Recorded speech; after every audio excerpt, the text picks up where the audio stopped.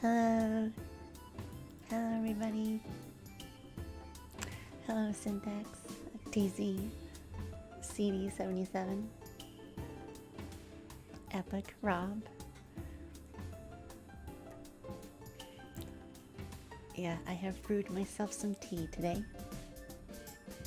It's a cinnamon blend with honey, of course. It's piping hot. Let me take a sippy.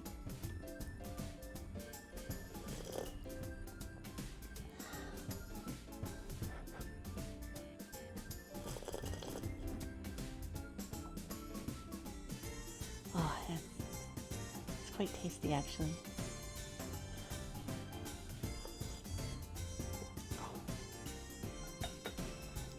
Ooh. Ah, shoot. I think I burned the roof of my mouth a little bit. It's fine. Oh, thank you. Thank you, Syntax. Yeah, I think talking a bit more quietly than I have been talking in past streams is helping quite a bit. Oh, yes, CD. I usually start just hanging around, if you get my drift. But let me make a clean landing.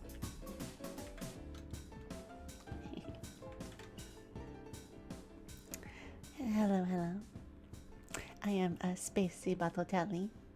For those who are new here, I am a bat and a game developer as well. Yeah, yesterday I was playing this cute new game on Steam called LUNISTICE. It's like a 3D platformer, and it was released on Wednesday, if I recall. It's on sale right now for only $4. I'm still very surprised by that. And the completionist is actually playing it right now over on his stream with the developer. So I was thinking I was going to cap off this stream with just like chatting, but I think I'll start with that instead so that in case the developer still wants to come in at the end.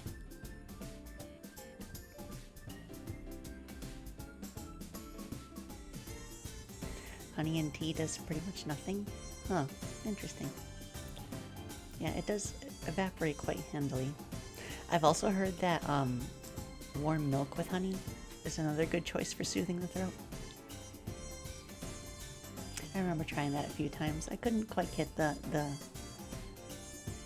I couldn't quite get accustomed to the taste of that. Like warm milk is very strange for me. Let's see. Oh, I gotta be careful not to spill this. Not to literally spill the tea.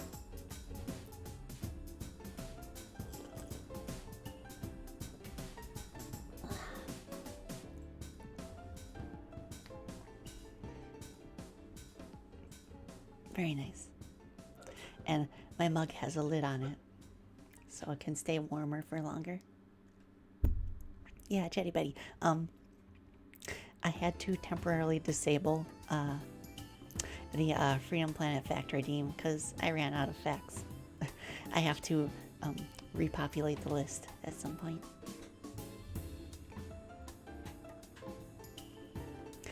Tea needs to be cool enough so that all the useful nutrients in the honey avoids being destroyed by the heat. Oh, okay. Yeah, that makes sense. Because I dropped it in and it just like disappeared immediately. Like cotton candy. Honey can help with hangovers too. Oh, that's very interesting. I never knew that. But then again, I've never gotten drunk before. I've been straight edge my whole life. Yeah, I think most of that comes from the issues that my brother had growing up with alcoholism. He is over 2 years sober now, which is really awesome. I'm so proud of him.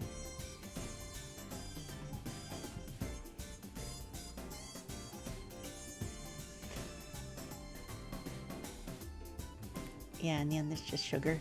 I think I always got the impression that honey helps more because of the texture of it, like the syrupy texture. Because I use this Chinese cough syrup sometimes that also does a really good job of soothing my throat. And it's just like it's like an herbal blend, like mixed with syrup and sugar. Yeah. Let me take another sippy.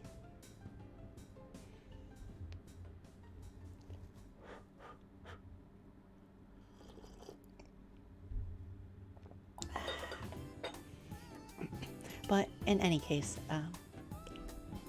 the hot beverage I think is helping quite a bit. You drink soda and butter drink when you're sick with a throat problem. Nice. Yeah, alcohol has a very distinctive taste. Like, it doesn't matter if it's like a kind of like, if it's just like alcohol by itself, or if it's like a wine or a fruity drink. If there's alcohol in it, you can tell it's very distinctive. I've tried a few virgin drinks that were quite good. Like virgin strawberry daiquiris are so good. It's like a liquid fruit roll up. Oh, gotta blow my nose. Hold on a second.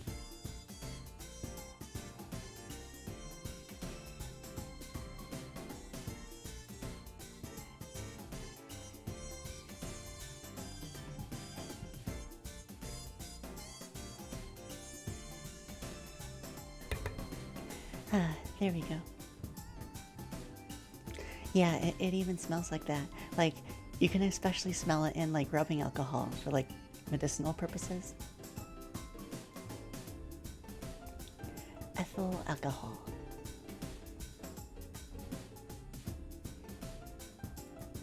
Yeah, I totally get that. Like, one time, I went wine tasting with my sister, but that was like a very small amount. I didn't even get a buzz.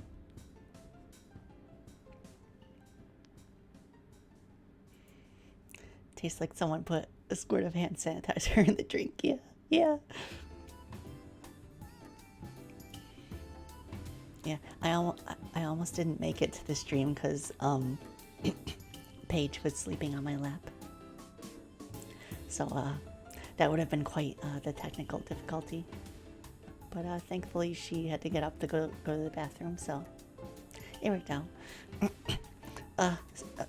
Sammy has been so funny lately. Like, Sammy, for some weird reason, does not like to watch us eat.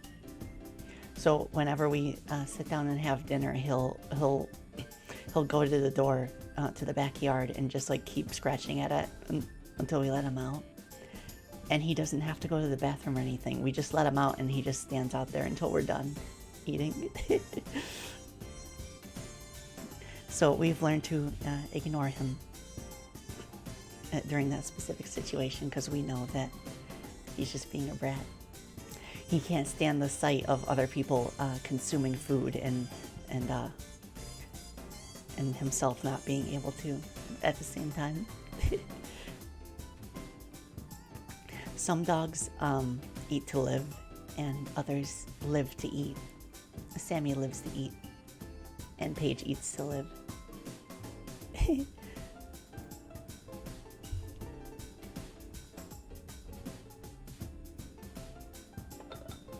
All right, another sippy.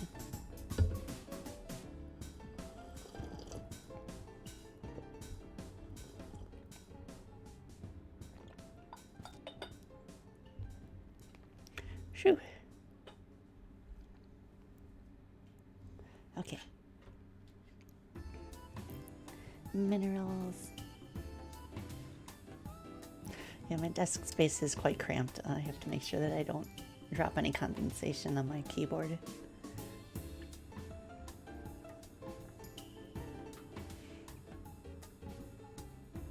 Nice. Yeah, I take medication twice a day as well as multivitamins. Sal would definitely try to put a copyright on the element zirconium. Nice. Yeah, I bet he would. He he would try to rename it Zalconium.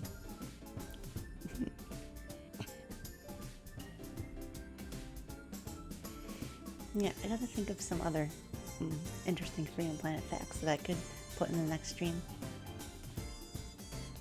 And maybe Ashley could provide me a list of interesting Grapple Force Arena and Pedal Crash facts that I could also share, just in case.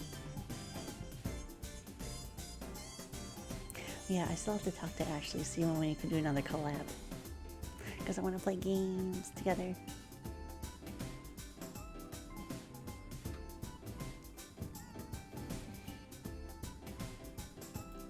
Some favorite facts about the games that I love. I mentioned this briefly during a Freedom Planet Fact redeem yesterday, but I've always been fascinated by lost prototypes that may no longer exist. Like the very first prototype that was shown in magazines of Mega Man X, and also for the original Sonic the Hedgehog. I was absolutely blown away when they actually found one of the earlier prototypes of the original Sonic. It wasn't the earliest. I think the earliest one they ever made was more of a tech demo than anything, but the one they did find was very fascinating. And it's really cool how the director of Sonic 1 like supported the discovery. Same thing with the prototype of Sonic 3. Oh my gosh. Yeah, I was on the Hidden Palace Twitch stream when they revealed that they had the Sonic 3 prototype. It just like blew my mind how the PC songs were actually the originals all along.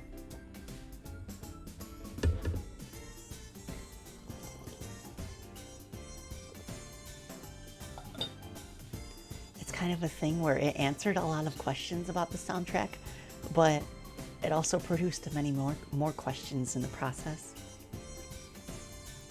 And because of the copyright situation surrounding it, I don't think we'll ever get an official answer. Because, like, it's too risky.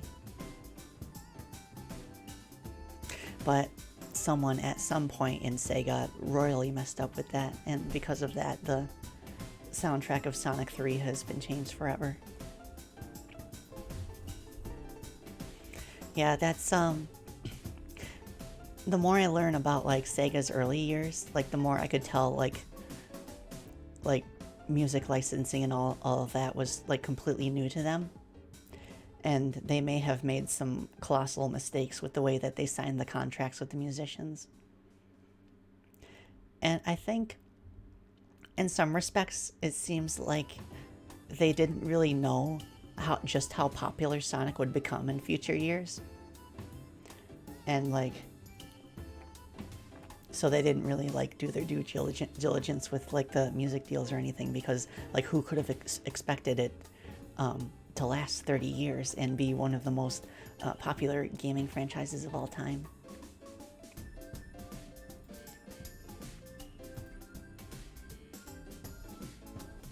Yes, the prevailing rumor, which has been confirmed by multiple third-party sources but not officially stated for obvious reasons, is that Sega did approach Michael Jackson, or at least his music team, to assist with the soundtrack of Sonic the Hedgehog 3. And they didn't work on the whole soundtrack. They worked on like 5 or 6 songs. And those are the ones that got replaced in Sonic Origins.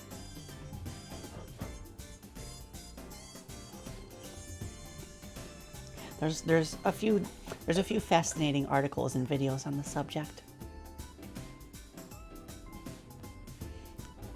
I can't remember where the article was. I don't think it was Kotaku. I think it was somewhere else, but it was very comprehensive on the whole history behind like the Michael Jackson and Sonic 3 rumors. Alfie Faye, hello. Thank you for stopping by. We're just keeping it casual right now, because it turns out that this stream started at the exact same time as the completionist playthrough of LUNISTICE. So instead of doing my chatty batty at the end of the stream, I'm doing it at the start. So that way, if the developer wants to jump back in after the completion of the stream, then I should still be playing by then.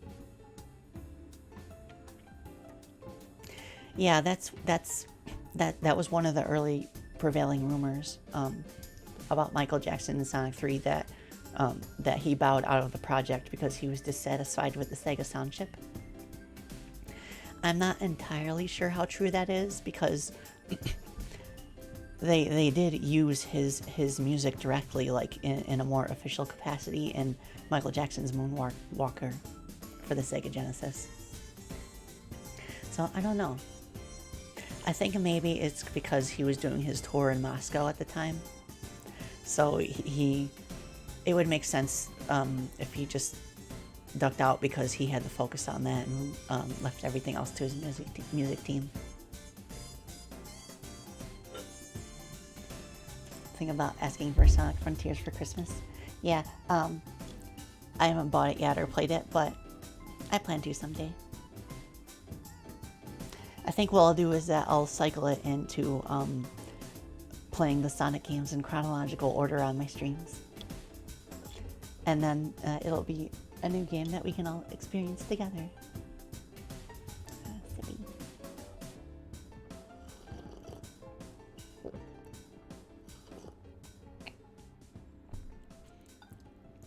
Really? Some copies of Moonwalker have Thriller and others don't? Huh.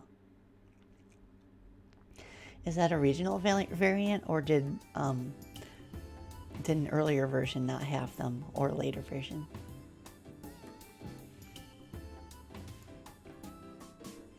Yeah, that sounds like fun. Yeah.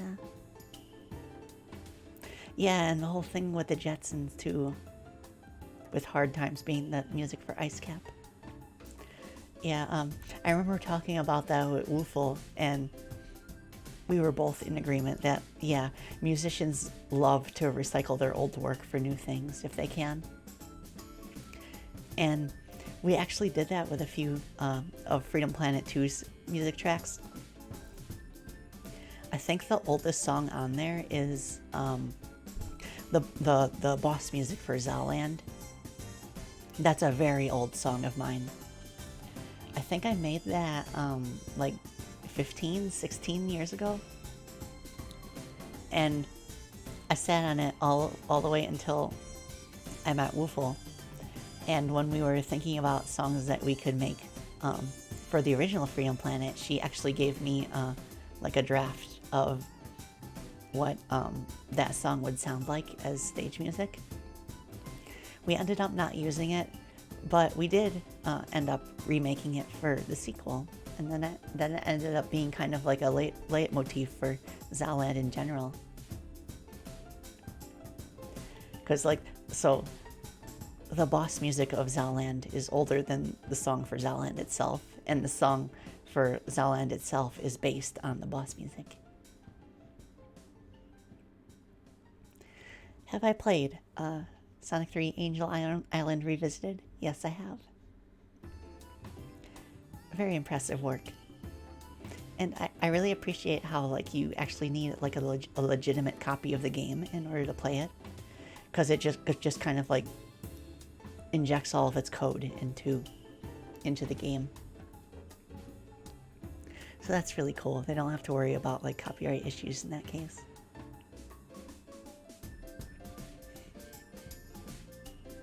Yeah, of course. Mm-hmm. And I'm genuinely surprised how many mods there are of Angel Island Revisited, which in itself is a mod. So mods of a mod. Sippy.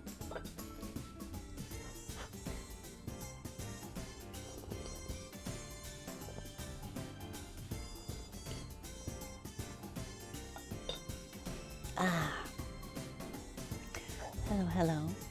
Hello, Fabian. Welcome. We're just chilling before I finish the rest of my LUNISTICE playthrough. It's like a 3D platform game, like a really cute 3D platform game that came out on Wednesday. It's on sale on Steam right now for only $4.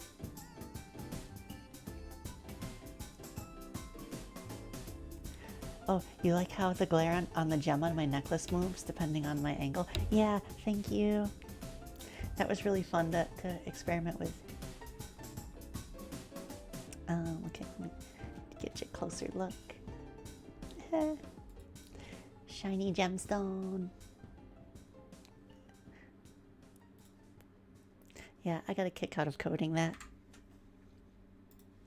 But after creating this model myself and like doing the live 2D rig, I have a lot more respect for what live 2D artists do, like the work that they put into their models. It's breathtaking. And I definitely understand why they're so expensive.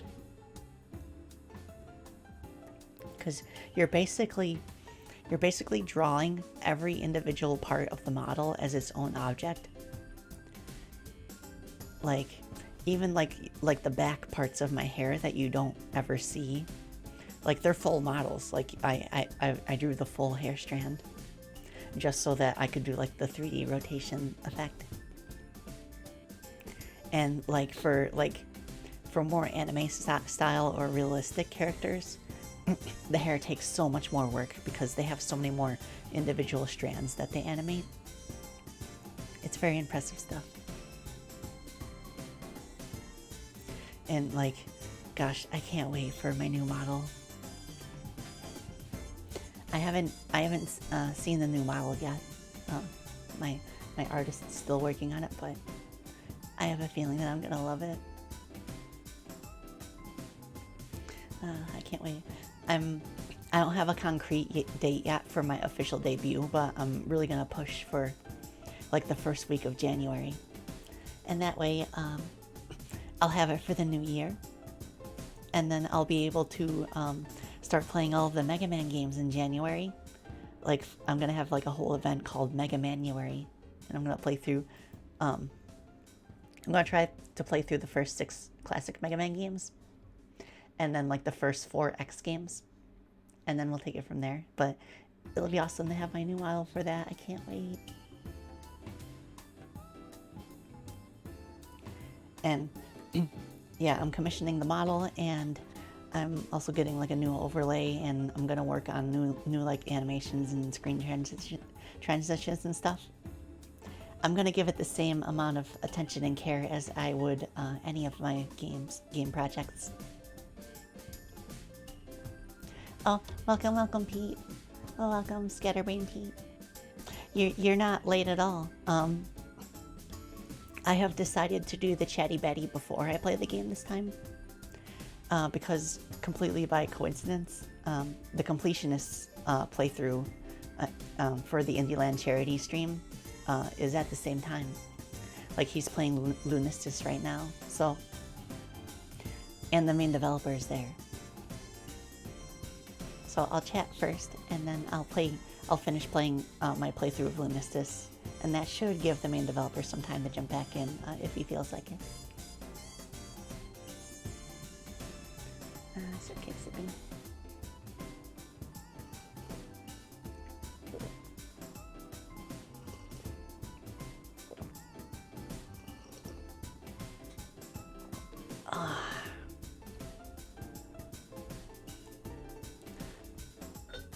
Good tea. Oh, welcome, New Junior.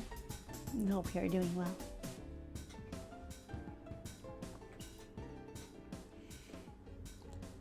Yeah, the puppies are surprisingly not present in the office right now. They are roaming elsewhere in the house. Oh my gosh. This morning when I woke up, I looked out the living room window, and there were wild turkeys, like right in our front yard, like right up to my face almost. It was like a whole pack of 6 turkeys. And I think they were going after the pumpkin that we had out as decoration on the bench in front of our house. Because I saw holes in it where they kind of like poked their beaks in. Yeah, you saw the tweet. Yeah. Oh my gosh, I've never seen anything like that in my whole life. It was magical. And like, eventually Paige did notice them, and she started barking at them. They didn't scatter, but they did just kind of slowly walk away after she started barking.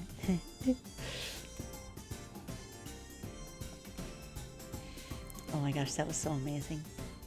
Apparently wild turkeys are quite common out here. But my mother and I are gonna try and get like a farm fresh turkey for our Thanksgiving dinner. We live next door to our aunt, who's gonna have her own Thanksgiving dinner. But we're thinking that we'll have our own turkey with like mashed potatoes and gravy, and just the two of us will have that here at our house, and then we'll go up and visit with them, and like maybe like have dessert or something. It's kind of hectic around Thanksgiving time in my family because we're so like fragmented, but we do our best to make it work. Someone should tell them Thanksgiving is in 2 weeks. Yeah. They were just having a girls' night out, walking down the neighborhood. Closest thing you've had to that was seeing a deer in your backyard. Happened more than once. Awesome. Yeah, that happens a lot around here too. Many years ago when my mother was still living by herself, there was like a very tame deer that kept hanging out in her backyard. And like she would come and go as she pleased. And like my mom named the deer Rosie. And she'd like hand feed her. And like she'd just like take like food right out of my mom's hand. But Rosie did eventually get hit by a car because she didn't really know any better. That's part of the reason why it's very dangerous to feed deer around here. Because the more you feed the deer, the tamer they get, and the more they just don't care about wandering out into the road. And it can cause like pretty bad accidents. It's actually illegal to feed the deer here. You can get fined $200 if you get caught. But a lot of the tourists do it anyway.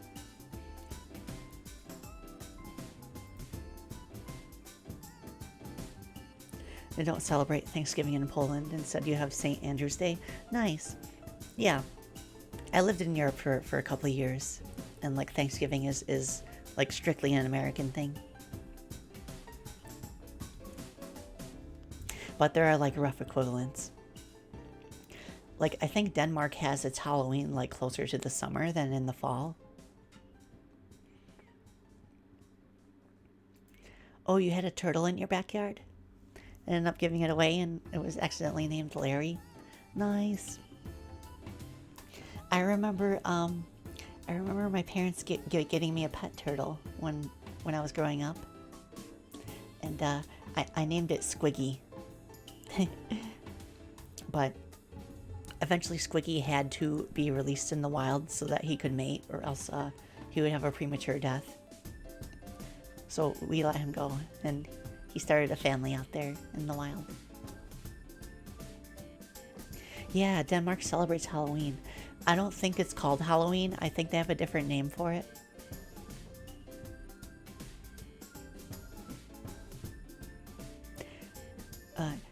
You in Germany call Thanksgiving, I'll try my best to pronounce this, Erntedankfest, which is a Harvest Thankfest. Nice. Oh, your country has Independence Day this month? Awesome. Yeah, ours is in July. I think there was something like that in Denmark as well when I was living there. They have a sort of Independence Day. But oh my gosh, New Year's Eve is crazy over there. Like, it's just like non-stop 24 hours of fireworks going off throughout the entire like mainland. Oh, okay, Harvest Thank Feast. Okay. Oh, you just had Polish Independence Day? Nice. Yeah, my brother was almost stationed in Poland because he's in the Air Force. He's in Europe right now. He is currently in Italy. And he's not sure where they're going to put him next, but for now he's in Italy. He's been sharing pictures with us of his adventures, and it's very, very, very cool. Like, he went to kind of like a Spartan, like, gladiator event as well, which was really awesome. My German pronunciation was spot on. Thank you. Yeah, I actually, like, tried to imitate more of a Danish accent there, because I picked up a few words and sentences in Danish during my stay there. Jättelintetsk. Jättelintetsk. Tack ska du ha. A harvest-themed Thanksgiving feels a lot more positive than what the U.S. and Canada base Thanksgiving around, honestly. Yeah.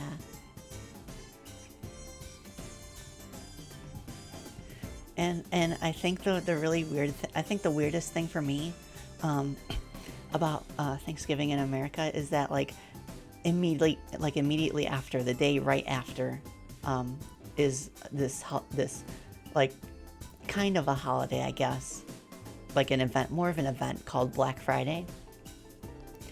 And it's where all of the major retail stores have, like, massive discounts, like the biggest discounts of the year. And it's just so ironic that that happens, like, the day after everyone is expresses thanks for what they already have.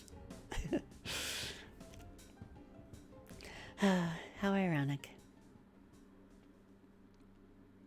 But, and like, there are some things that I want to pick up on Black Friday that I'm pretty sure are going to be on sale. But at least it's good that a lot of the sales are, like, strictly online. Because there used to be problems, like, before the big online shopping boom of, like shoppers, like, trampling each other to death to get, like, sales at certain stores, which unfortunately sometimes still happens. Oh, it's a fellow Spacey. Oh, welcome, Stellar. Welcome, welcome. I am Spacey Bottotelli. I am a bat and a game developer. We're just having a casual chatty betty stream right now, but in a little while I'll start finishing my playthrough of this game called LUNISTICE, which is like a cute 3D platform game, kind of a mix of, like, Sonic and Mario. It came out on Wednesday and it's on sale on Steam right now for $4. And, like, the main developer of it actually, like, stopped by yesterday while I was playing it, and that was really cool. I'm so happy for him.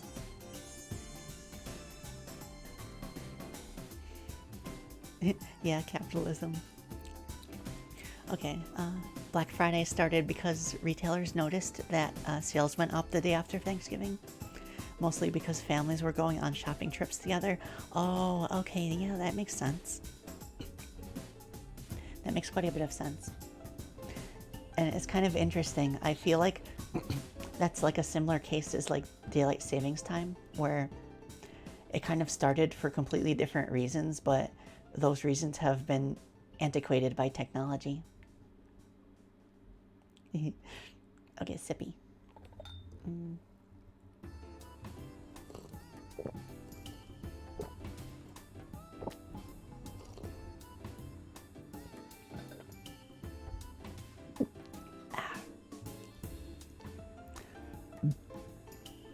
Good tea. Give me that Xbox. Give me that Xbox.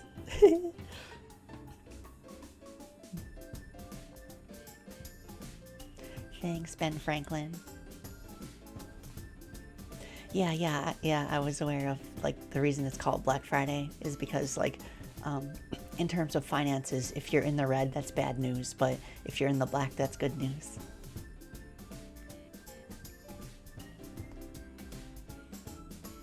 Every time I think of, like, Black Friday and, like, the scramble to, like, buy, like, items that are on sale, I think of, like, the movie Jingle All the Way with Arnold Schwarzenegger. That's still a fun movie.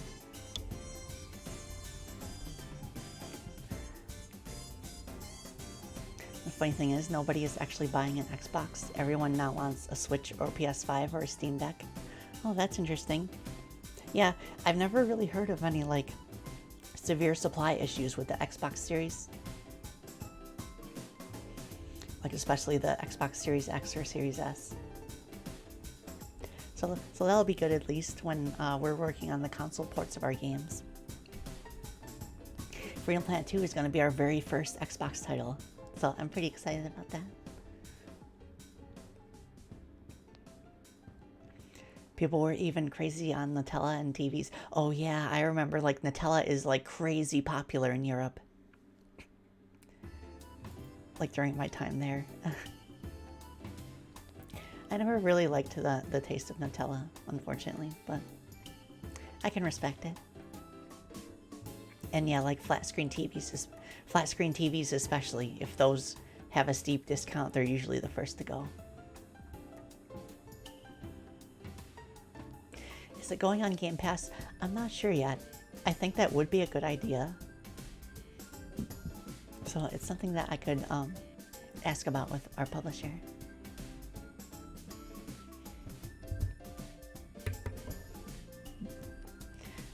Nobody cares about Xbox because all games are on PC or other platforms. Yeah, like I did kind of get the impression that Microsoft is really hurting for like exclusives, like first party titles.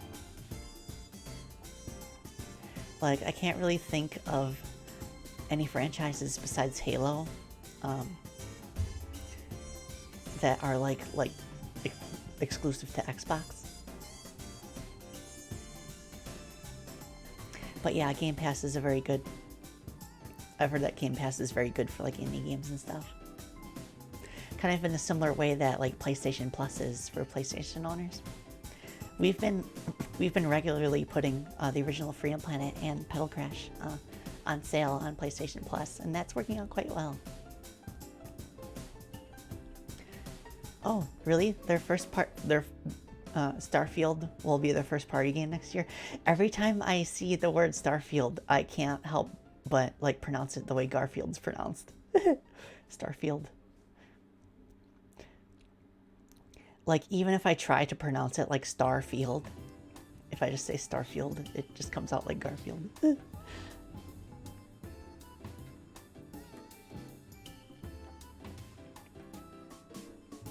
Nutella tastes good, but Germany has other chocolate hazelnut cream brands to offer.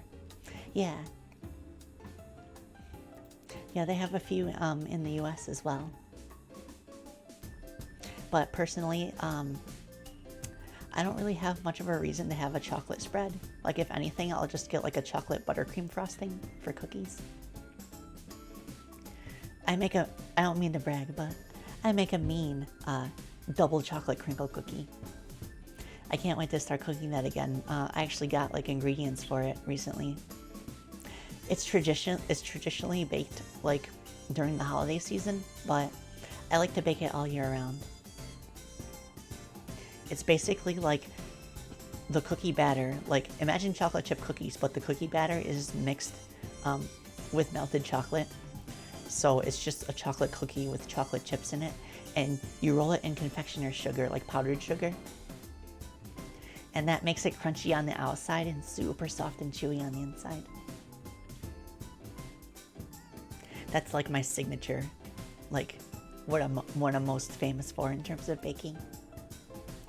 I think after I have my formal debut, it might be fun to have like cooking streams, or at least videos of like how-to recipes of how I bake certain things.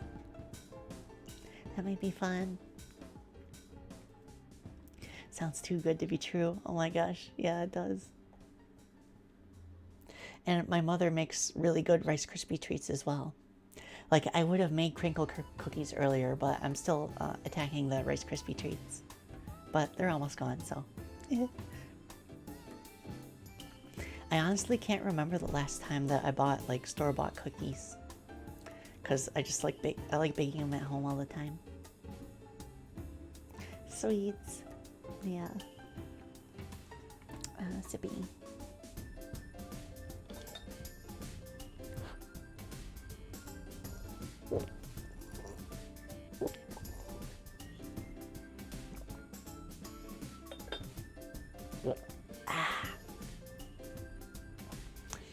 Yeah, the tea is getting lukewarm now. You have Nutella in Poland too, very popular. Nice. Like I've specifically been to,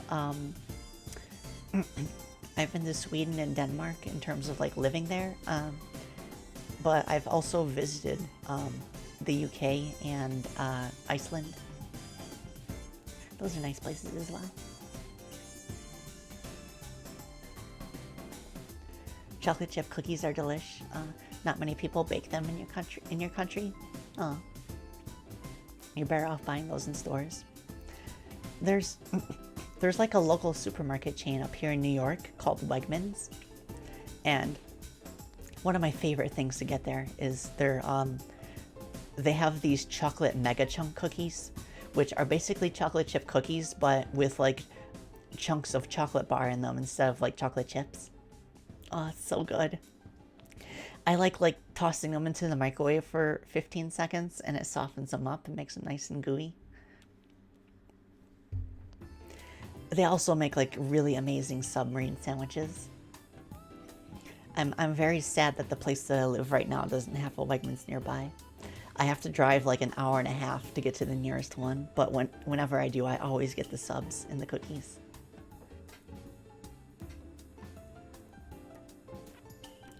Gotta learn how to bake and cook. Only thing you ever baked was a spice cake that used the ginger pulp left over from when you made ginger beer.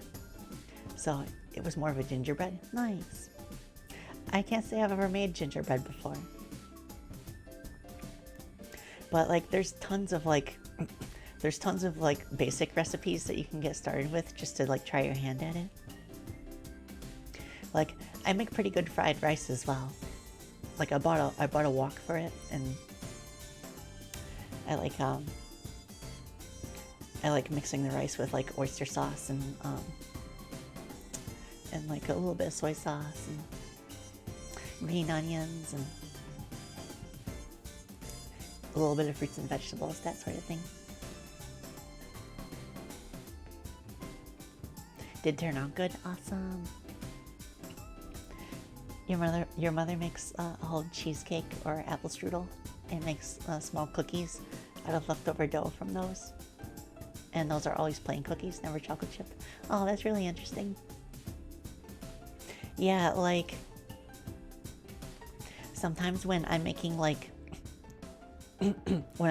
breaded chicken with like the shake and bake type of breading, those call for like mixing like the breading and like those call for dipping the chicken in egg. So I'll do that, but I'll always have a little bit of leftover egg yolk, and I like to fry that separately and put it on top of the chicken when it's done. It's quite good.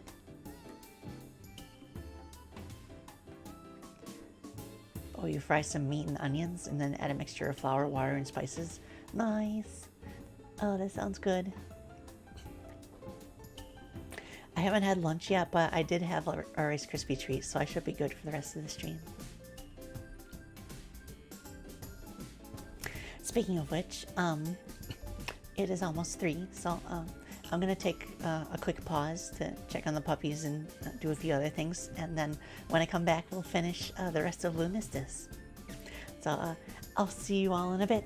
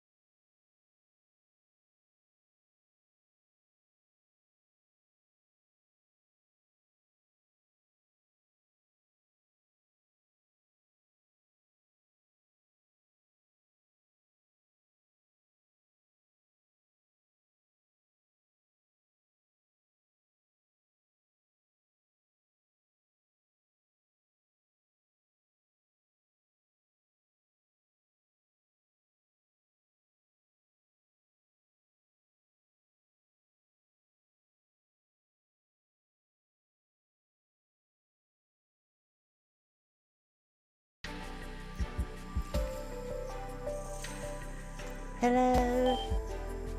Welcome, welcome. To all the people that I definitely have not been talking to for the past hour. Yeah, welcome back. Welcome back. Because I'm back. Yeah, I'm not sure why the channel points aren't working right now. It could be like a technical thing on Steam's end. Well, not Steam, Twitch's end.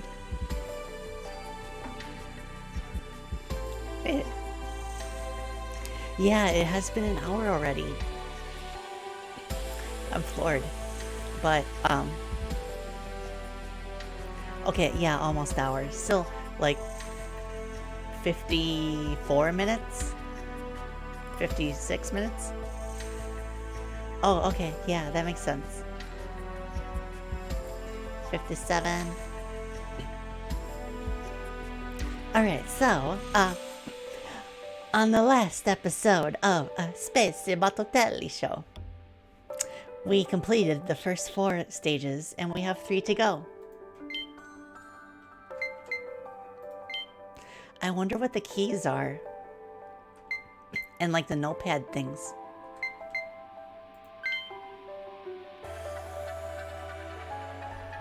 Very interesting. Okay, so we cleared the Japan world, we cleared the beach, the theme park, and the Candyland. And next up is some kind of like mushroom autumn forest.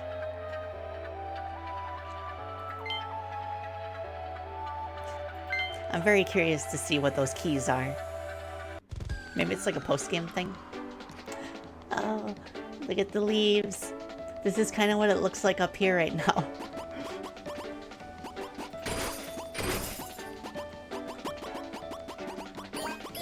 Oh yeah, now that you mention it, it does feel like a Nintendo DS game.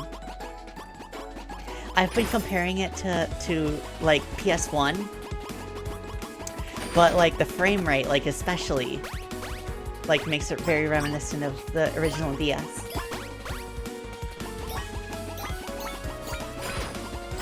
And like I just like I really appreciate, I said this yesterday too, but I really appreciate that it doesn't like strictly constrict itself to like PS1 hardware stuff. Like it uses lots of interesting shaders and stuff to just like, that just looks nice.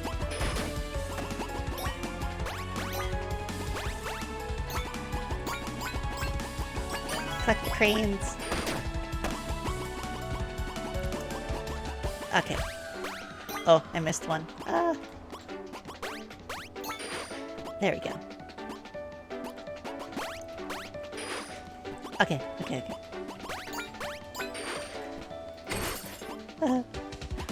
I do appreciate that you can just like shatter the crystals if they're in your way. Woo, okay, that was close. Grind rail? Yeah!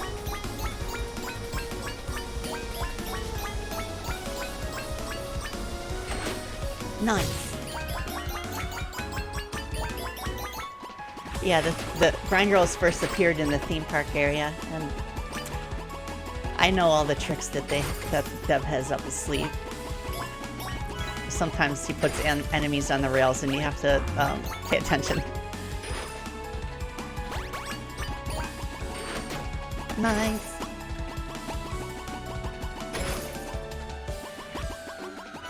Checkpoint.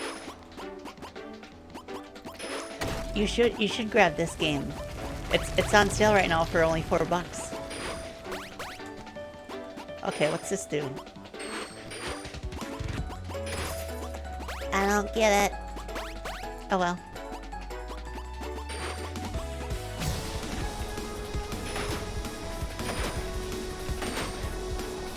I think, like, if you weren't concerned about 100% completion, you could probably beat this game, like, I'd say, like, in an hour and a half, 2 hours, maybe. Okay, be careful. Hello, Slax. Welcome, welcome. We actually just started playing 5 minutes ago. Because, the completionist started his playthrough of this game at the same time as my stream, so I decided to chat for the first hour. Okay. Oh, that side area is going to be tricky. Maybe I should just ignore it for now until post-game. Oh, how do I do that? Alright, I'll figure it out later.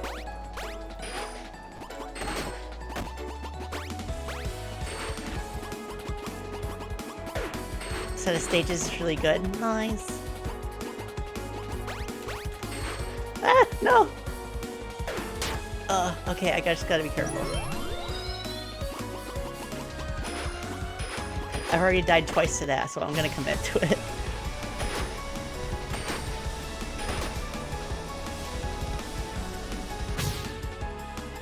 Yeah, she's got the steppy noises on her feetsies.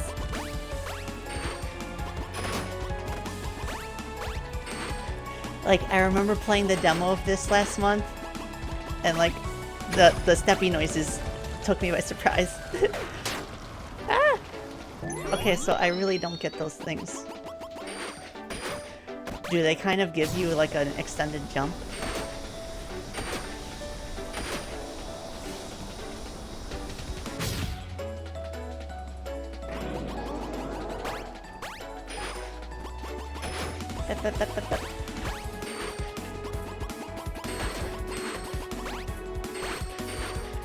I think so. I think that was the case.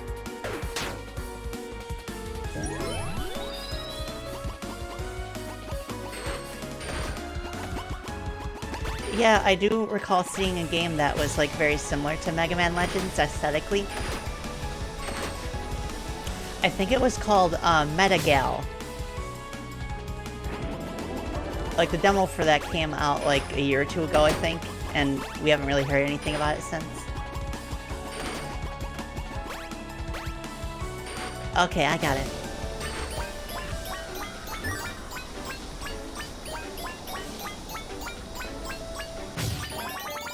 Woo! Nice! Oh, I see what's going on. You hit the mushrooms and it makes the vines grow.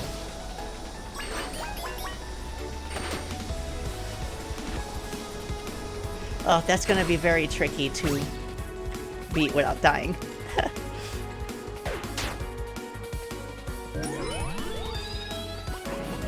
Oh, every time I fall to my death now, I just hear the Super Mario 64. Wow!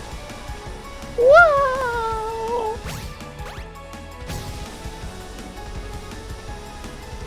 Oh, I missed a boost ring back there. Ah.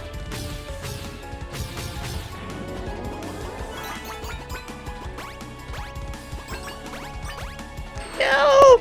No! Wow!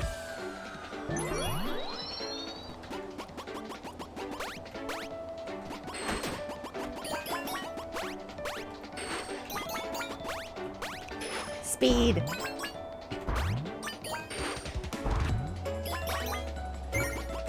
Yeah, we got the letter. Oops. We didn't hit the mushroom though. Wow! Let's go.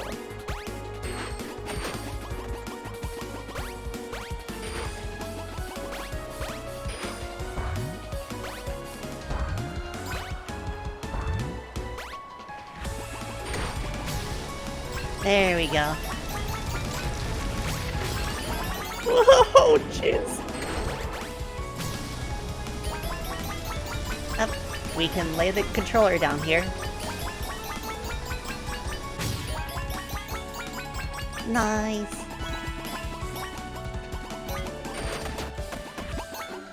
Oh, that felt so nice.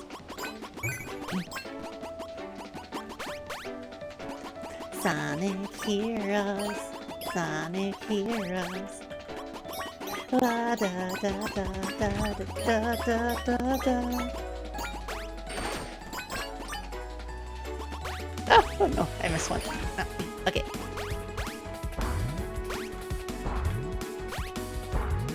Thank you. Ow.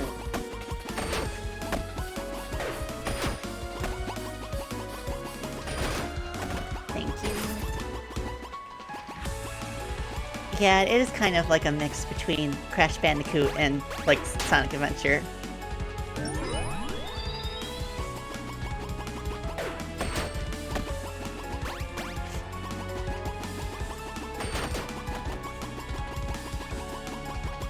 Oh, this is quite a lengthy stage. Okay. Okay, I just need to confirm. I can do my spin attack and then the double jump. Just in case I need to attack something. Alright, so I have to remember, just wait for the triangles to come to me.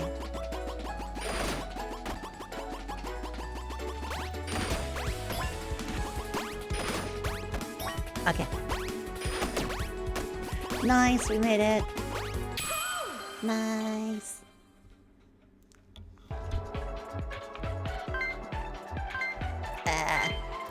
I did get a C at least.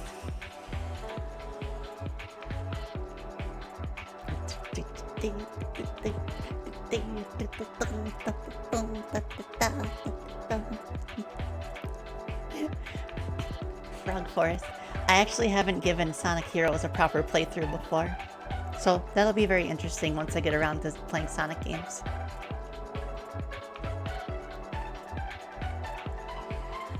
Oh, okay, I get your joke now. Because of Vine, the website, and Vine, the thing that I'm sliding on.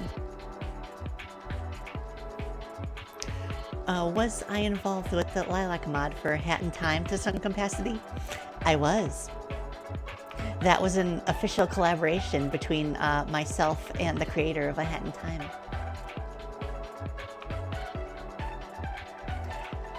So yeah, thanks to our collaboration, Hat Kid can Cyclone. Just like I can Cyclone in this game.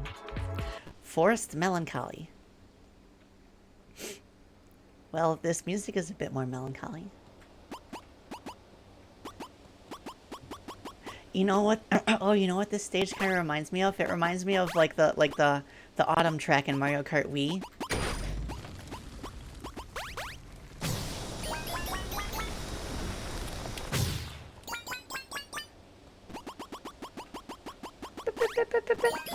Well, the ambient track does allow us to more deeply appreciate the steppy sounds.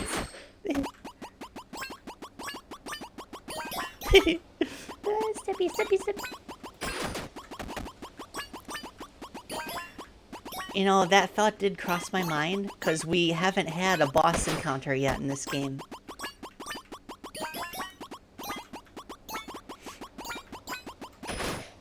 But I have a feeling that either way, something's about to go down.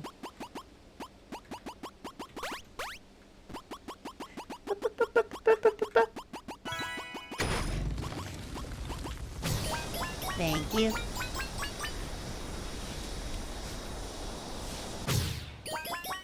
Nice.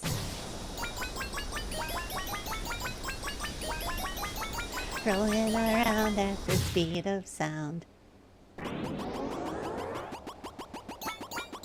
Got places to go, gotta follow my rainbow. Da, da. Oh. Okay, be careful.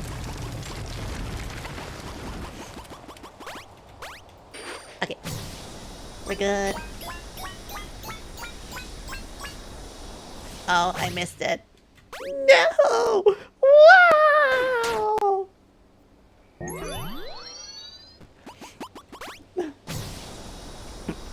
Do, do, do, do, do, do, do, do, do, do.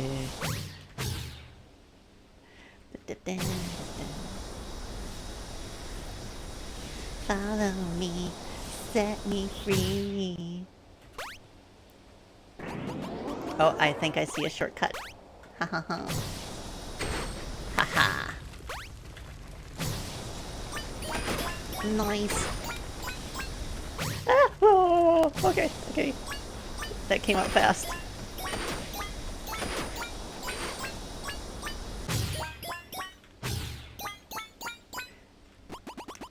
Cyclone! Cyclone!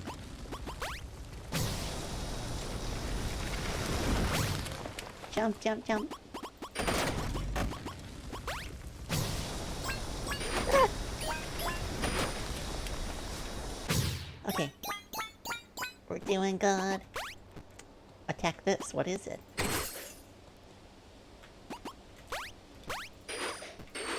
It's like a water altar. Like a droplet. Yeah, you can hit stuff while grinding. It does remind me of the grind rail sections in, like, the original Ratchet and Clank games. Oh, the music's kicking in now.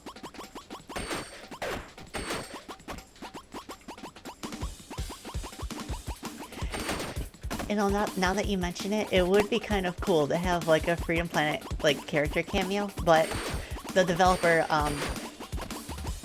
only had enough time for, 2 extra characters besides Hana.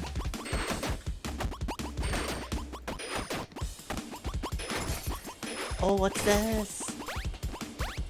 What is this? Oh, it's like a, it's one of those transport bubbles, I guess. But can I use it? I don't think I can. Nope, just decoration.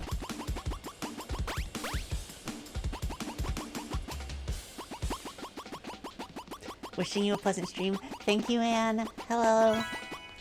Welcome, welcome.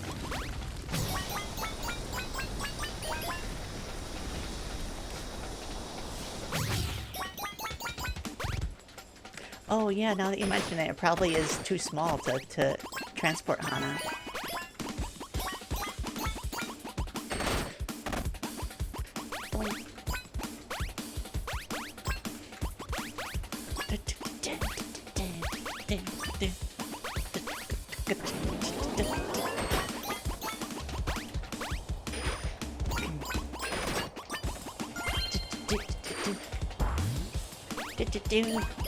Thank you, Bones, for the follow. Thank you, thank you. Welcome, welcome.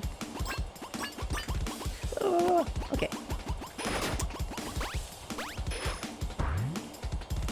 Yeah, we're schmoving now.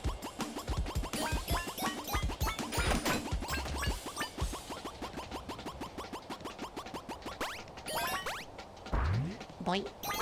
Ah, I missed one. Oh well. Oh my gosh, we only have half of the cranes that are in this stage.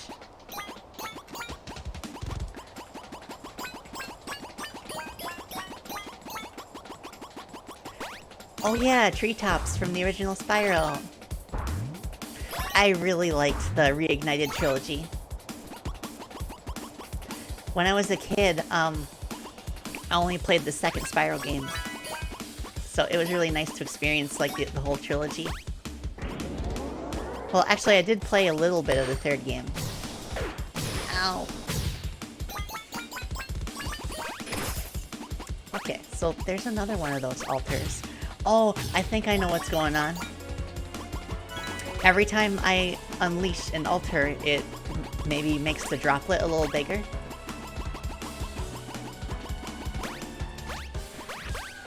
Yeah, I think so. Okay, so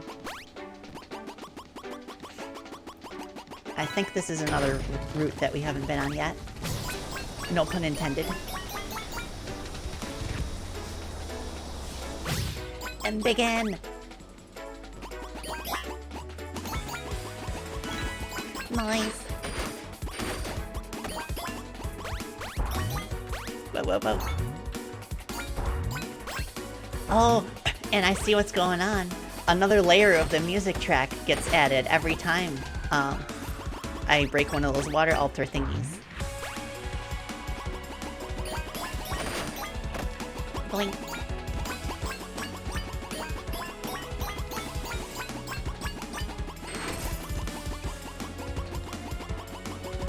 Nice. I'm a schmoovin' tanuki.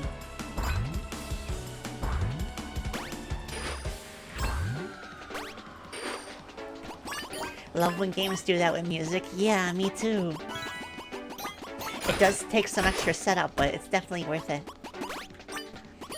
Okay, which way is the way? Let's try this way first.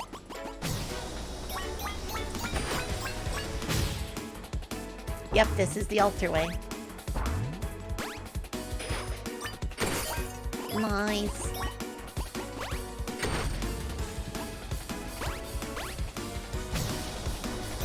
Woohoo! Yeah, Planet Sonata from Rystar. I love the way it did the build-up of the music there as well. Okay, are you big enough now? Yeah! Awesome!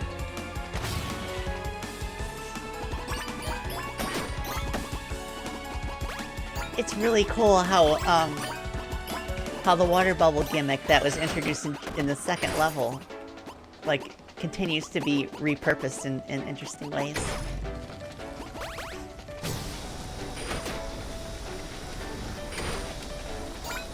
Ah, whoa. Okay, we got it.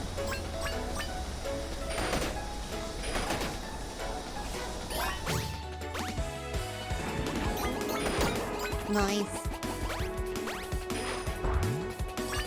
Whoa. Thank you. Yo! Welcome. The dev is here again. Everyone, give a warm welcome to Diggy64. Ow! Whoa!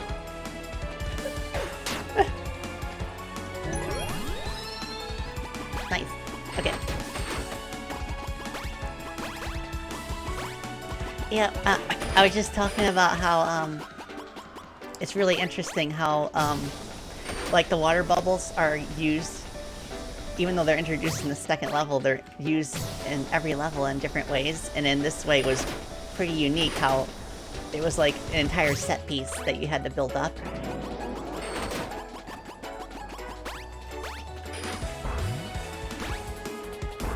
Boing.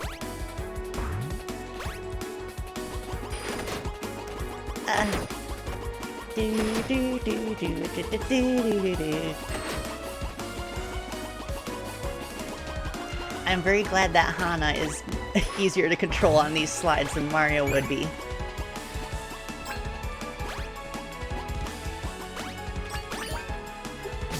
No.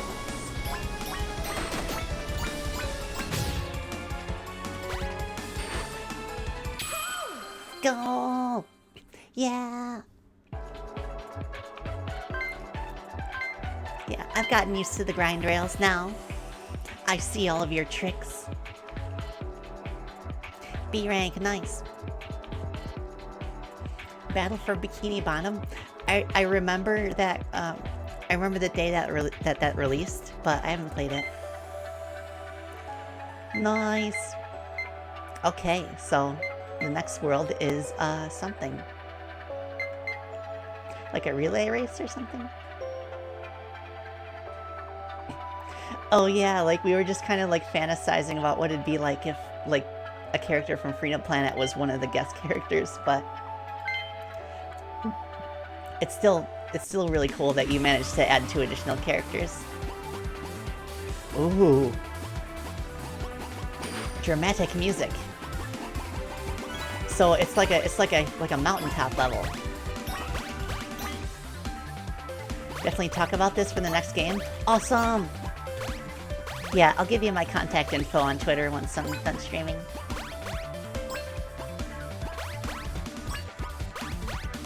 Okay, where do we go? This way.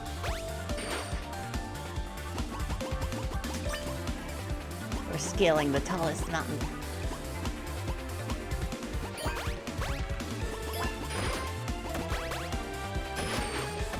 Sweet! Okay. I'm so glad that I can jump and then spin attack and then do the double jump. Geysers!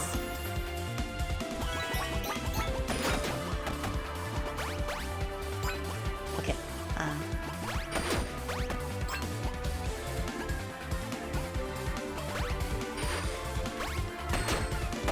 Cyclone!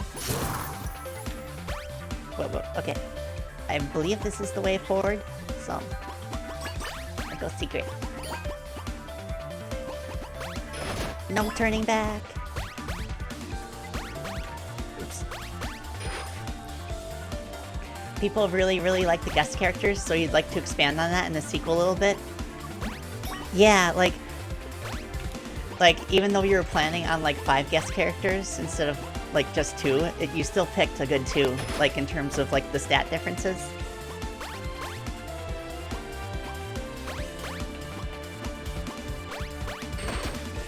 Okay. I might have to switch to walking for this part. There we go.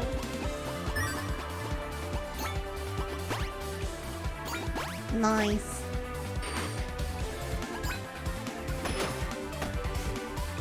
Oh, you're thinking about the visuals of climbing the sky bridge in the floating island map in Freedom Plat 2? Yeah, that reminds me of... This kind of reminds me of that, yeah. Although this is quite a bit cloudier.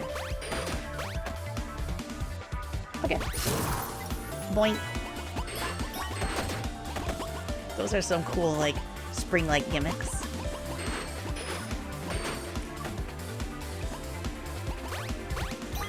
No. Ah! Wow! Oh, so for this game, it was mostly because of technical issues. So a lot of the code is still based on the 30-day jam the game started as. Oh yeah, you were the game started as a game jam game? Yeah, that makes sense. That it would like eventually cause some technical issues later down the road.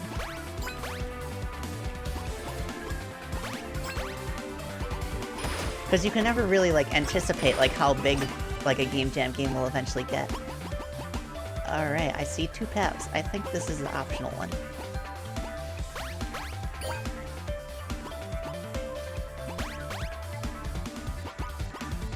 Okay.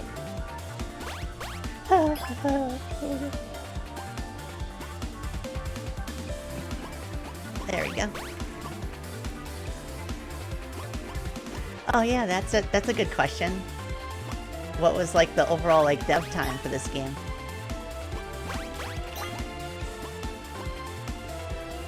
Already prototyping new character physics that are much more flexible. Awesome. Yeah, especially when you're making a sequel to a previous game, like you learn so much about what you could optimize the next time around.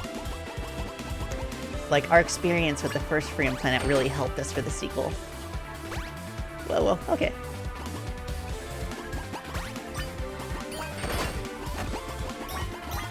And I'm so glad that this game is doing so well sales-wise, because I think that's really going to help with like sequel as well.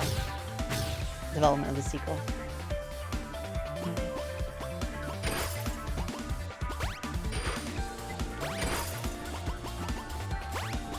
I do appreciate how tight the physics are here, like even though it's not like slope physics or anything, because there are some like sloped pieces of sloped terrain that would be like a lot harder to work with if it was more Sonic-like in how it approached physics. Oh, okay, how am I gonna do this? There we go. So the challenge started last year in August. Took a few months during winter because of burnout. 1 year, wow! I'm genuinely impressed at what you've been able to accomplish in 1 year.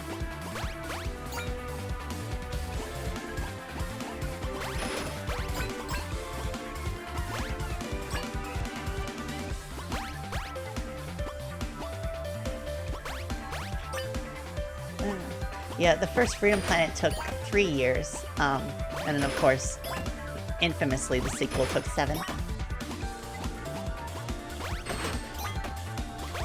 But like, moving forward, I really want to like focus on like smaller scale projects.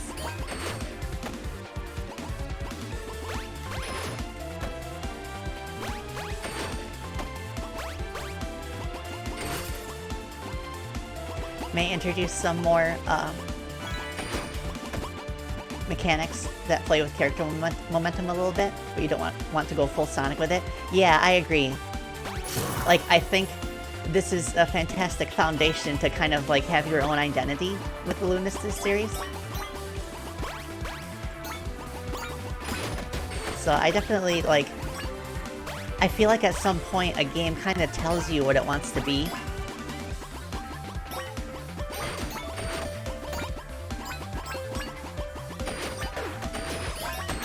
And that may not necessarily line up with, like, established franchises, such as Sonic or Mario.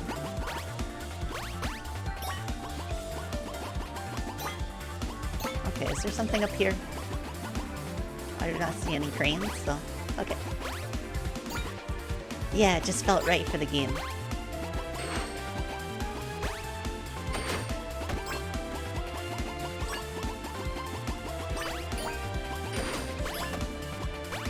And there's like so many ways that you can have like platform physics, like in a way that feels nice and weighty like this, without necessarily like directly like copying like the way like Mario or Sonic does it.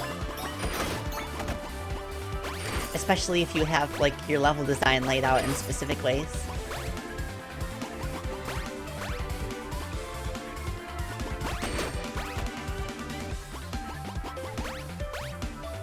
Nice. Okay. Careful. I don't want to slip through the cracks. Oh.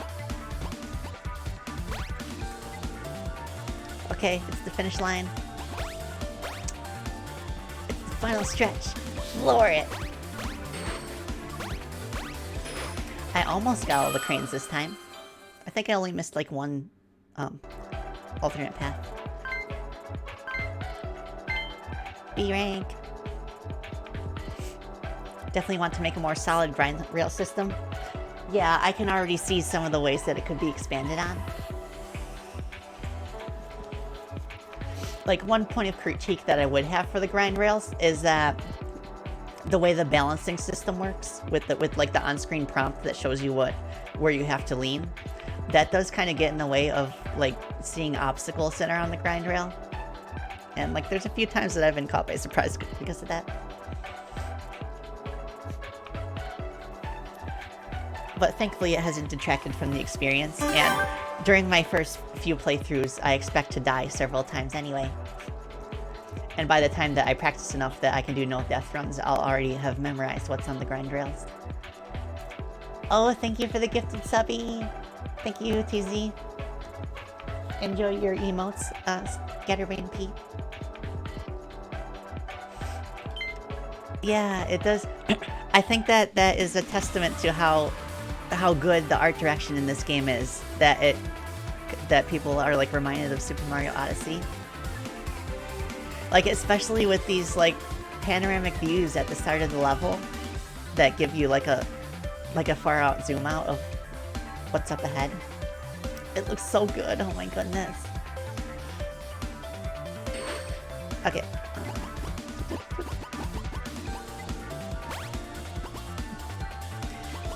Yeah, I think it's because the cursor is hidden when I'm playing the game, and I think that just locks it in the center of the game screen, so I can no longer move my eyes.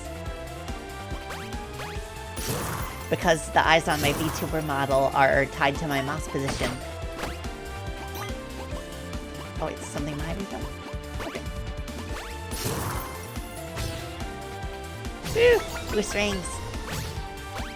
Oh, okay, that was stressful. Whoop! Okay, we're good. Oh, yes, that's exactly what it is. I'm looking very intently at the game screen.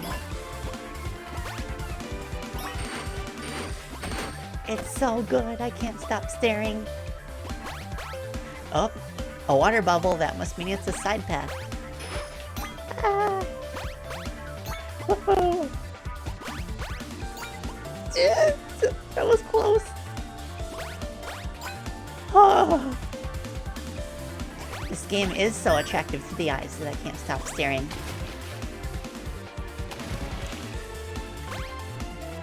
I mean, I can't stop staring in general because I'm playing, but yeah. No. Oh, I was a little late. Your game locked my eyes, yeah. Already working on optimizing its position on screen a little bit, so you can see it at a glance without it getting in the way. Nice.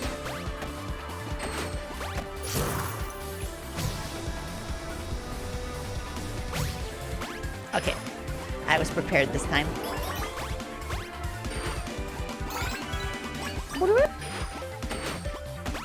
Let's go.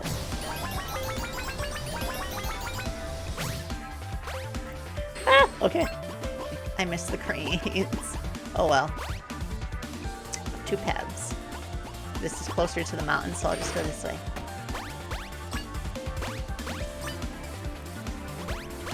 Oh, okay. But I can still blink, so that's good. That is good.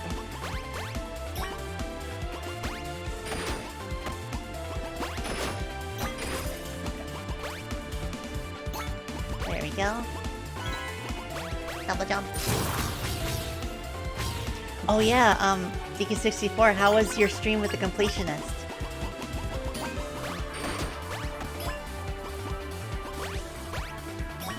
Nice. Okay. We got this. Oh, okay.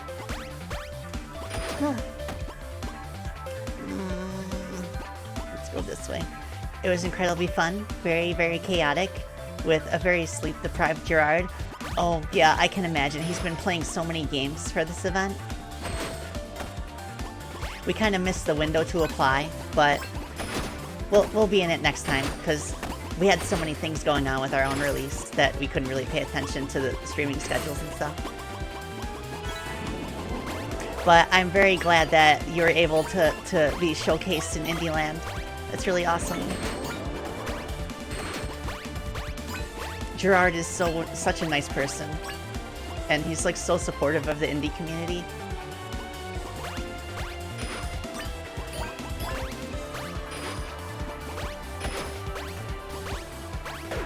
Ah, no! Okay, okay. Oh. Yeah, I wonder how his eyes are holding up as well. Ah! No! Oh, I was so close. I was so nervous because Gerard has been a huge inspiration to you for years, back when you started getting into making videos and streams. Yeah, I've been like casually, like every so often I'll watch a completionist video. Like I haven't watched every video, I haven't been keeping up with every video of his, but like the classics. Like he's a legend. This is so hard. I think what's messing me up is that I should double jump instead of triple jump on those things. Ow. No! I keep overshooting them. Yeah, the Mega Man X video, that was so good.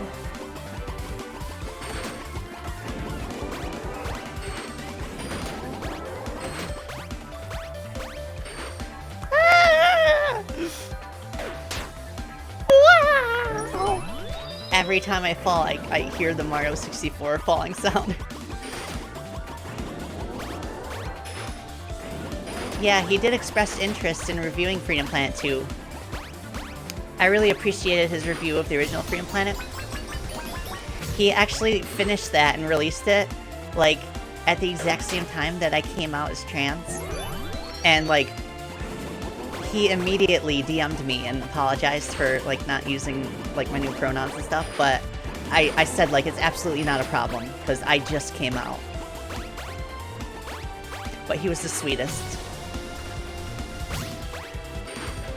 No!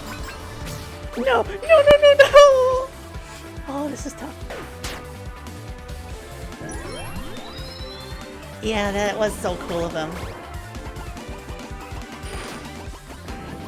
So yeah, he put a note in the description of the video about like my name change and my pronoun change.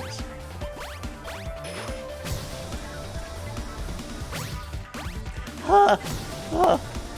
No, I missed it again. You two are the best. Oh, thank you.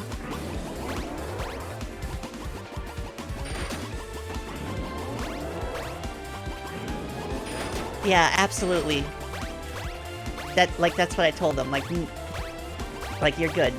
Absolutely not a problem.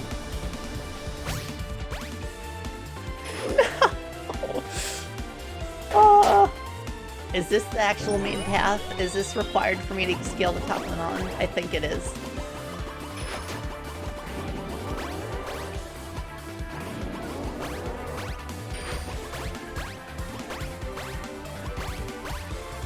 Nice. Okay, I gotta focus. No! When I get to that part, I really need the laser focus on it. You know, seeing your favorite game creators are trans. Good day to be alive. Awesome! I mean that in a good way. I appreciate it.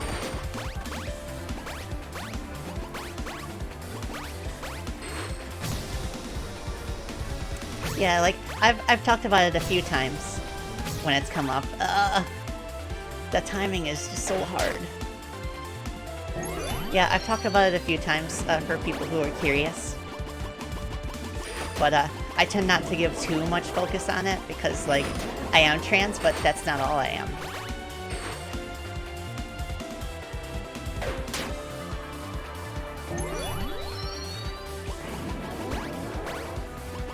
Okay, yeah. Like, when the boost rings were first introduced, they had like ramps at the end of them, so I didn't have to worry about timing my jump, but not only do these not have those, but they're much narrower. Okay. And I think also the fact that the camera is turning at that exact moment when the end comes is what was making it difficult. Oh, okay. There's cranes up there.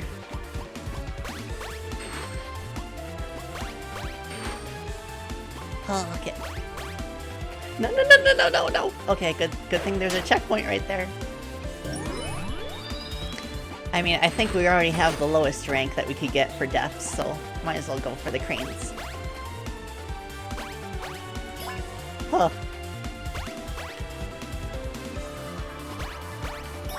There we go. The camera system will get the boot so hard in the next game. So much to improve. Yeah. I did hear someone had, like, motion sickness because of, the way the camera, like, snapped, like, vertically or something. I don't know the specifics of it, but... Personally, I haven't really had an issue with the camera so far. Except for, like, rail sections sometimes, where it's sometimes difficult to see. Oh, I was supposed to jump forward. Okay. So these boards are actually mandatory to jump up to. No! Okay.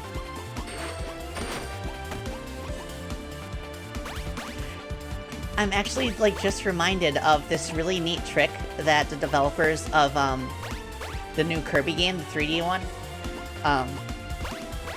Kirby and the Forgotten Kingdom.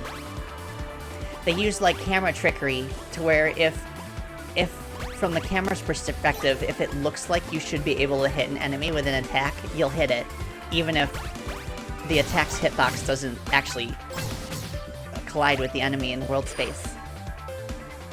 So little bits of leniency like that can go a long way to, like, alleviating camera issues.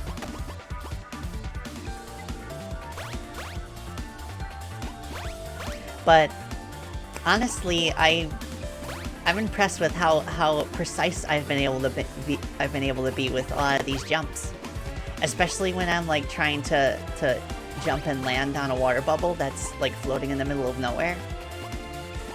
Like, in most games, you would need, like, some kind of shadow to be able to land the jump, but thankfully not in that case. Woo! Oh, okay. Don't fall. Where's the next checkpoint? Oh, thank you, TZ, for gifting the subby. Enjoy your emotes, Runway.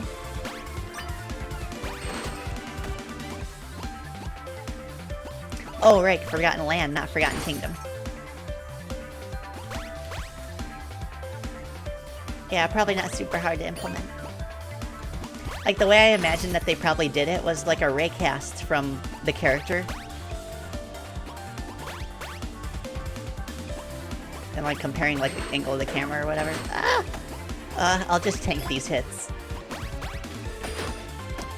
Phew. Oh, there's a finish line. Finish line. Ah, ah. Yeah! Woo! Oh, that was stressful. But we made it. And we got one more stage to go. Ah, nice. Wish your 9 to 5 didn't keep you from enjoying games, but at the same time you need money. Yeah, that's understandable. I was that way a lot too when I was like knee deep in Freedom Planet 2 development. Like I would feel guilty about any time that I would take off to play games. So that's been a welcome change recently, where I can play all these really cool indie games on stream. Not sure how much you could be trusted if you made a 3D platformer like this. Yeah. Yeah, like one of those like platform hell games, but in 3D. Oh, we're going to the moon.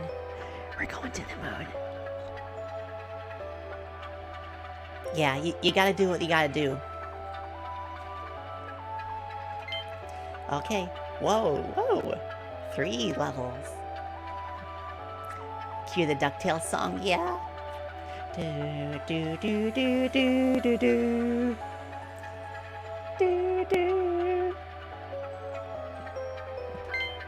I do have a Mastodon account right now, but I don't use it that much, to be honest. I'm just there to support my friends who have moved over. I'll still stay on Twitter for the most part. I mean, I kind of have to because I have brand accounts on there. Oh, this is so dreamy. I'm already loving the aesthetic.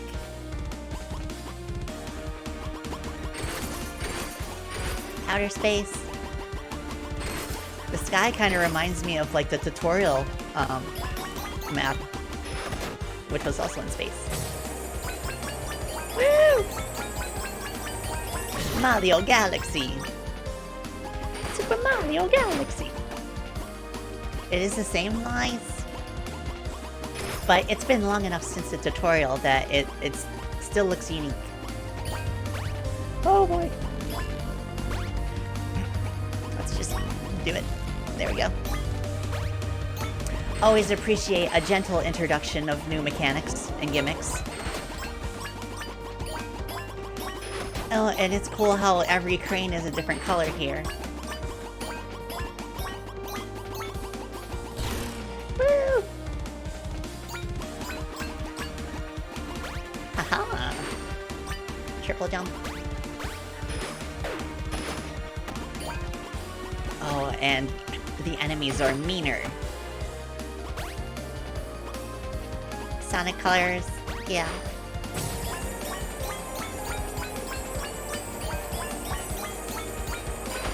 Gotcha.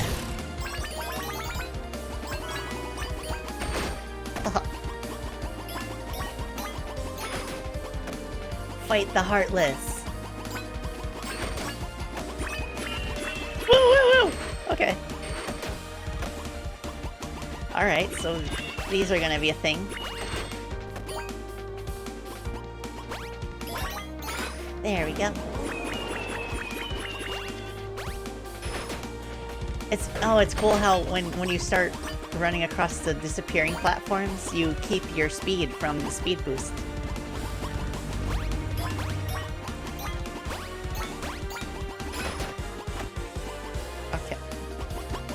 Okay. This stage might have some Sonic Colors inspirations. Ah, I can see.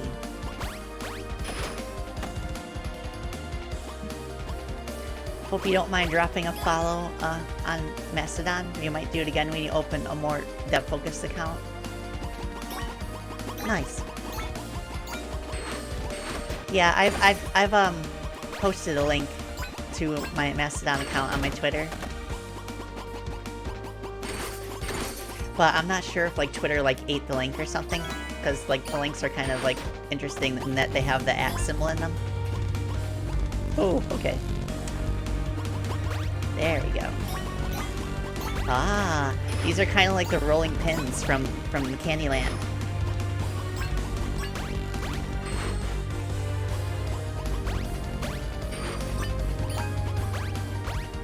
Oh, jeez.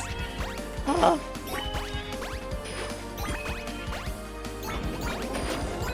Whoa, whoa, whoa, whoa, whoa. Okay. I want cranes. Oh, I jumped. I was supposed to attack. Ah! I keep jumping. Okay, we got this.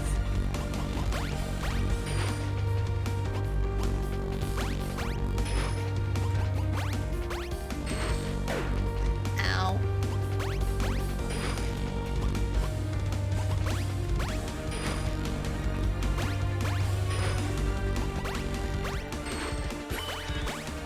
Oh.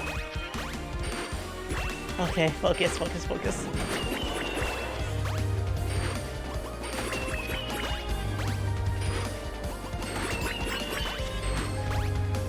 No! Oh, my Twitter is SpaceyBat. But my controller / operator is Sabrina Diduro, and her Twitter is Stiduro, SDIDURO.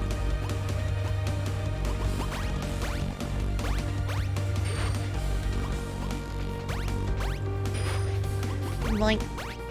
Okay. Yeah, that's her Twitter. Okay.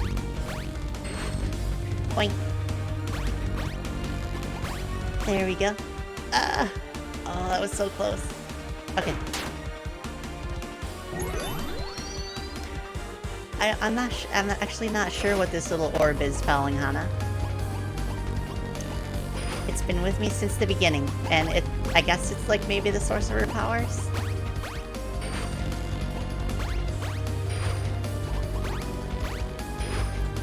Okay, got it. Oh, it is something that might be explained in a later game. Nice. Boink.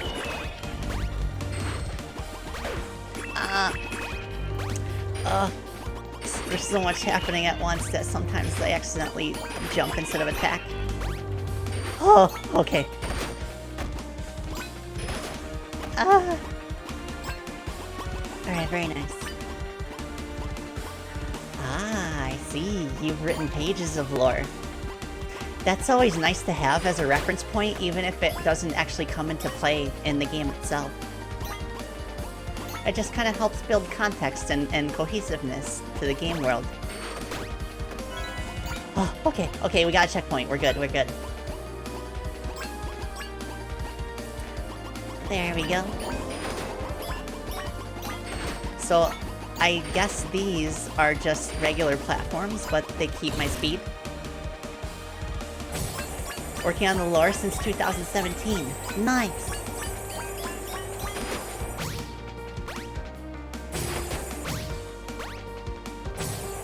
Phew. Wow, this stage is quite long. And there's 3 of them. I wonder if the 3rd stage is gonna be a boss fight. Jump.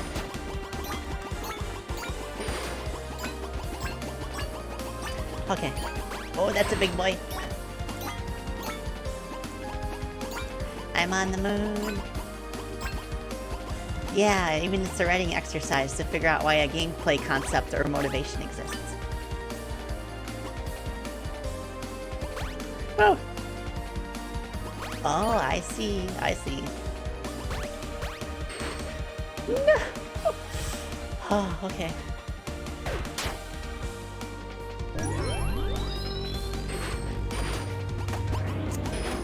Space. I'm spacey and I'm in space. Jump, jump.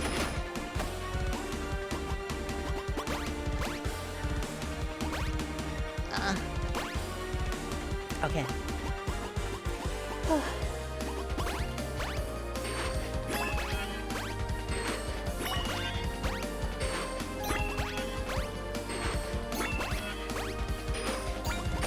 Oh, okay. Okay, we got it, we got it. That was tricky.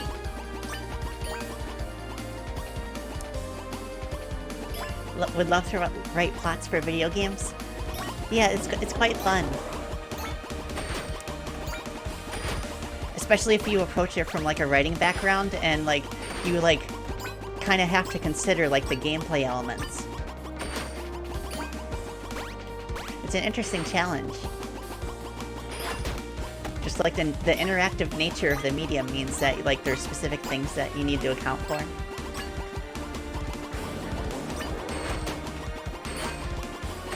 Where's the next checkpoint? Please let it be next up ahead.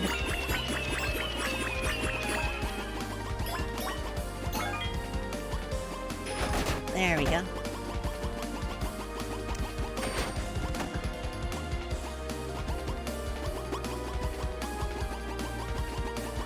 Well, there's more than one Nova in the world, so the clarification is much appreciated. Oh, that's everything that I've went through so far. All those planets. Just gonna take a moment of appreciation and also catch my breath because that was very intense. I'll take Sippy.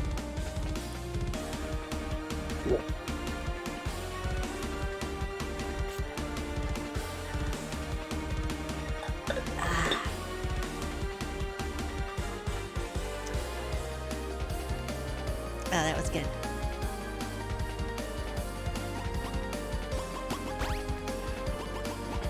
You made a bold claim at the beginning stages of FP2's development and said that FP1 was a tribute to the Genesis. Oh, there's the finish. Nice! And that FP2 was going to represent the franchise. Nailed it. Your claim was more than good. You're a legend. Thank you, Runway. Thank you. But I really have to give it to our entire team as well. Because they're the reason that Freedom Planet is so special. Yeah, it was nice to just like...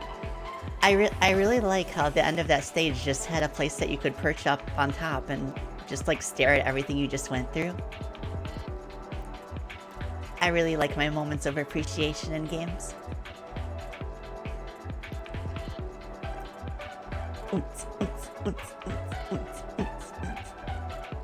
Okay, so 2 more acts. The view in that level was your reward. Yeah, it was.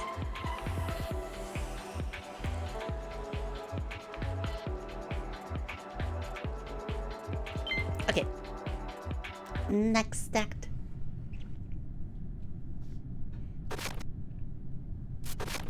It's the moon.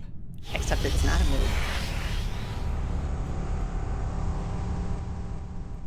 Is this the internet?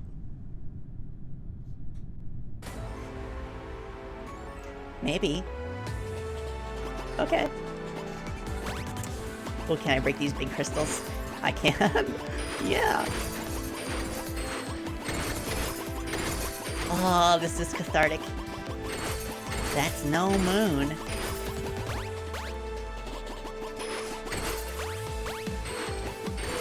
Yeah, we've gone full JRPG. It's time to face the gods.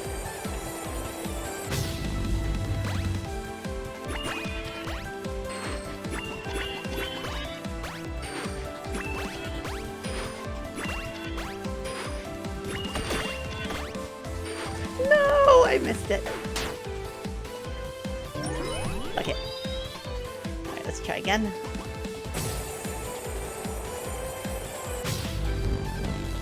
Oh, this is a boppin' soundtrack.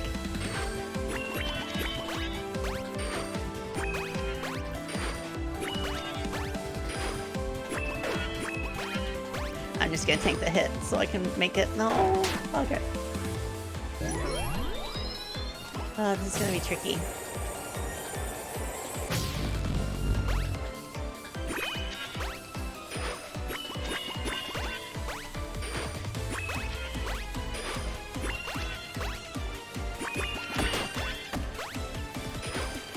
How do I do this? Do I just need to be more careful with the timing?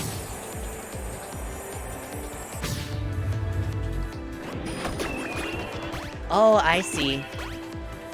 I have to not jump over those enemies so I can keep my speed.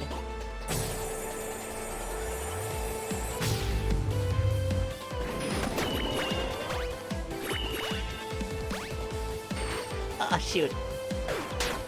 Okay, so I'll double jump at that second platform instead of triple jumping.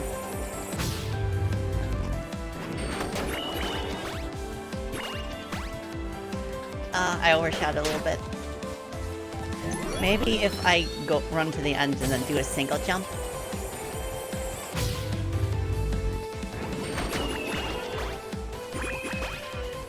There we go.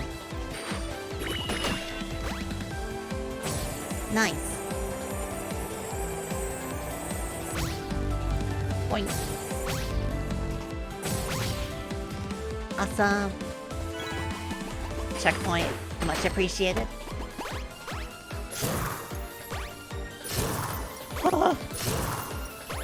No, the narrow grind rails. These are so stressful. Okay, I guess I have to jump over that.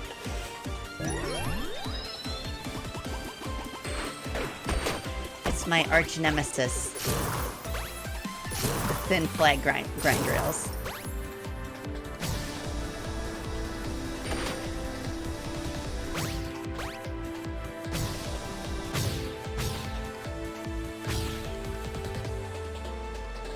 I see what's going on.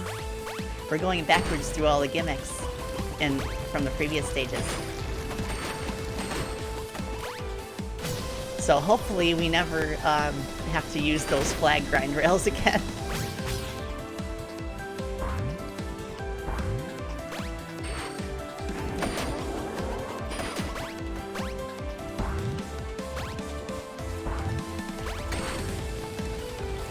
Shoot, I should have jump, spin attack, and then jump. Okay. But since I already hit the mushroom, the grind rail should be back up.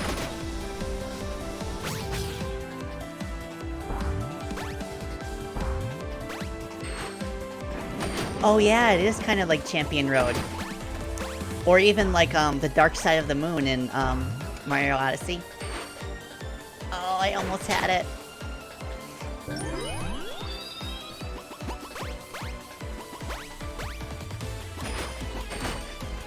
Yeah, I agree, Runaway. Life is too short to rage at a game for more than a few seconds.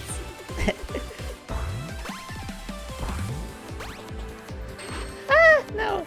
Okay.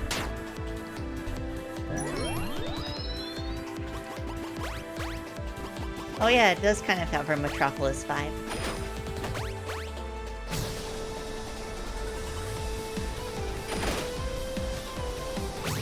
Okay.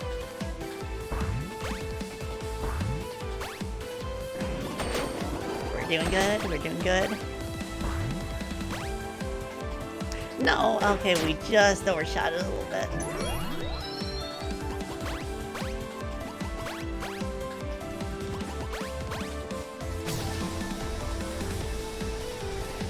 I definitely appreciate that the lives counter counts up instead of down.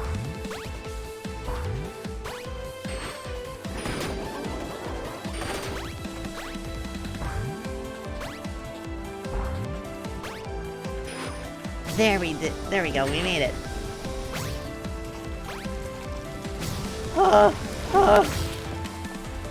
Okay. Uh-oh. It's the beat again.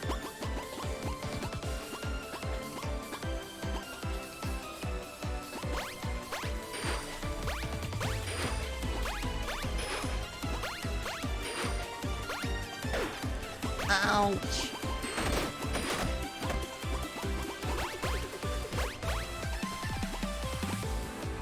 Okay.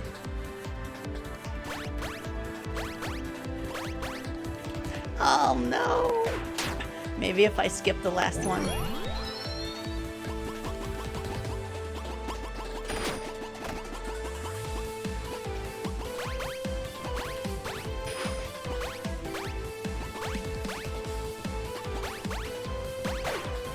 Ow.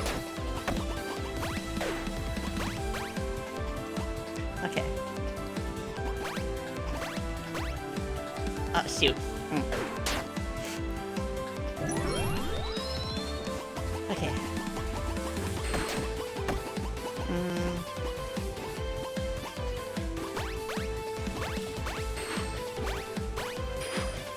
Okay, so maybe instead I can try stalling with my triple jump.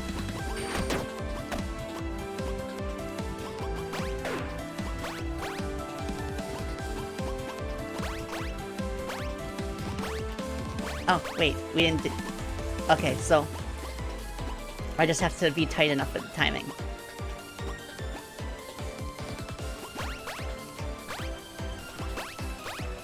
No!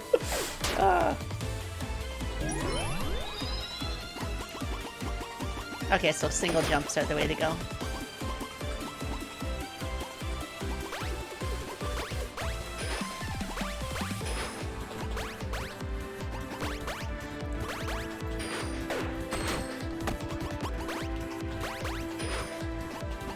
Okay.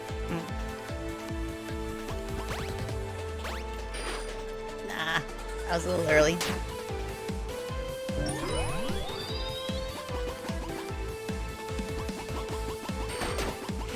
Alright.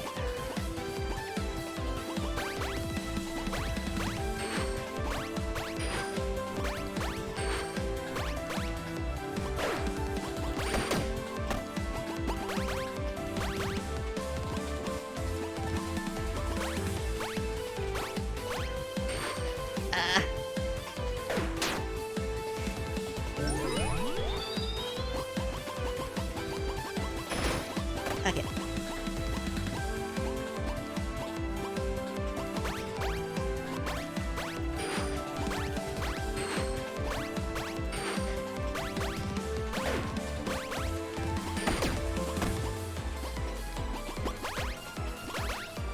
Okay.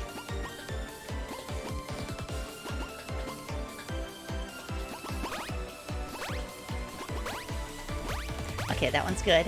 So we just gotta do the same thing here.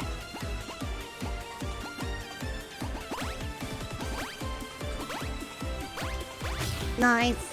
Okay, we got it. So hopefully the theme park gimmicks are a little less tricky.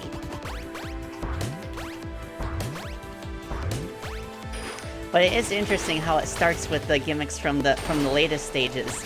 So you kind of get to experience the gimmicks from the first few levels in a more difficult context.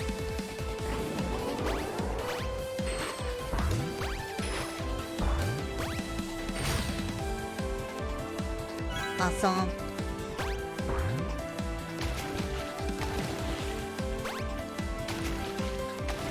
Yeah, like, that's something that I've noticed too at Freedom Planet 2. That the fans, like, they really like to draw connections between, like, different parts of the game with their favorite moments from other video games. Even if those elements weren't actually directly inspired by them. But it's really neat to, like, see how things line up with other games completely by coincidence compared to what, like, you deliberately give, like, homages to. Okay. Okay. So since this is based on the very first world, it's just very tricky platforming and nothing else, I assume. Point. Nice.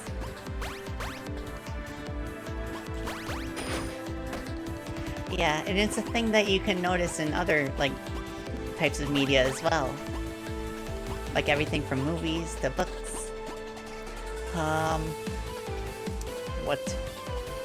What is this? Can I land on those lamps? I can.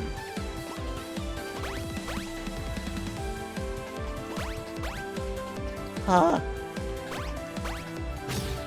There we go. I think we're here.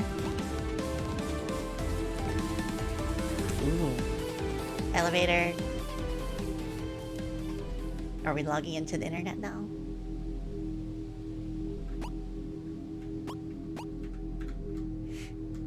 I I see you, God. Prepare to be defeated. Oh.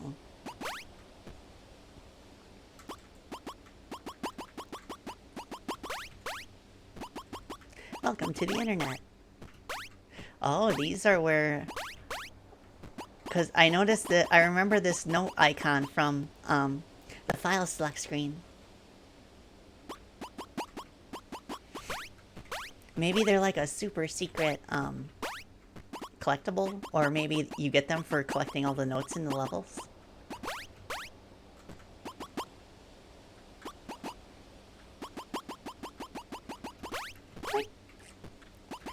Okay.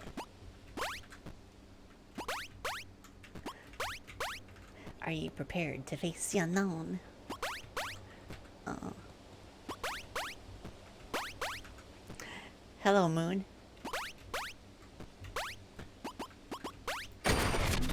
Are you a Twitter?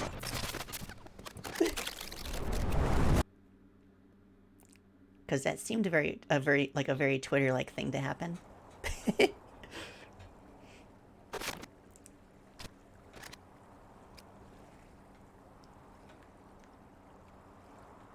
Oh, this is the garden from the beginning.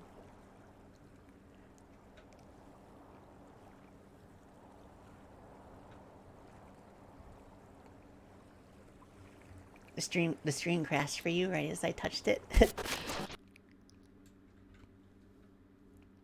Ending A. Congratulations, you beat the game. Now play it again with a bunch of different characters. Nice. Oh, okay. So that's the first ending? So I'm guessing the other endings are if I collect all the letters.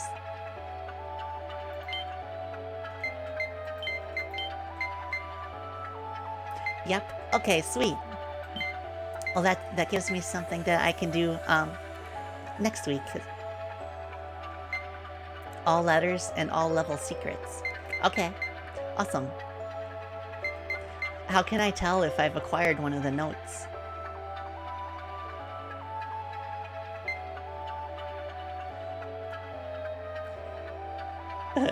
Yula was right, we are in the air. They show up in the level select? Okay, cool, that's good to know.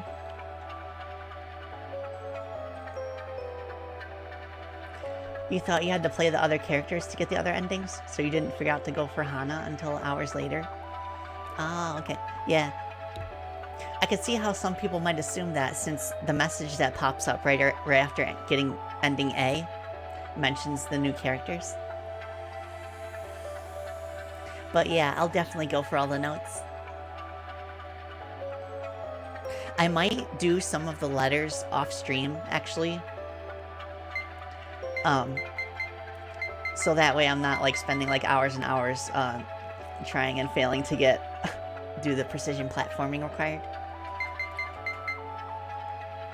But I'll save like the last few letters for an on-stream thing so that we can all see the ending together. The letters could take a while, so I don't blame you. Yeah. Now, is there anything tied to rank? Because I did notice that there's keys to collect on the file select screen as well. Just so you see how it's working, go through stage 1-1. Okay. Alright, I'll do that. I did collect all the letters here already, but...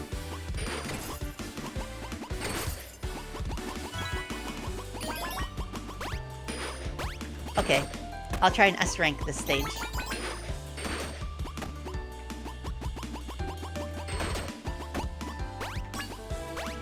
So I just have to get all the cranes, and I already have all the letters, so just get all the cranes and don't die. To the end, but don't enter the goal.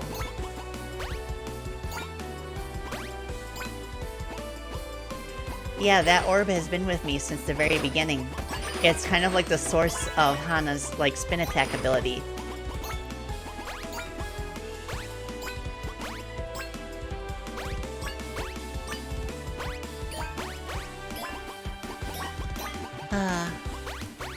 This level is so relaxing after everything I've been through.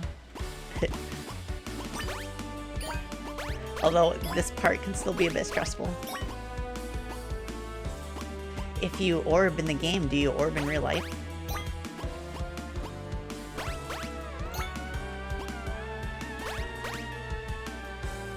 It's orbin time.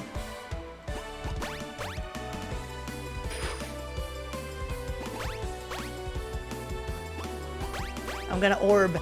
There we go. I just orbed.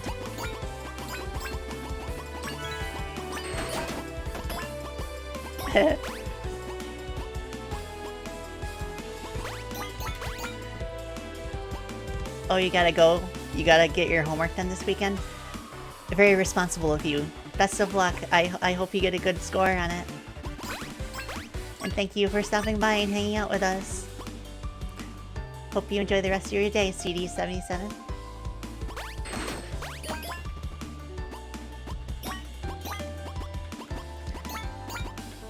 Ah, there we go. So this part... Ah. Nice.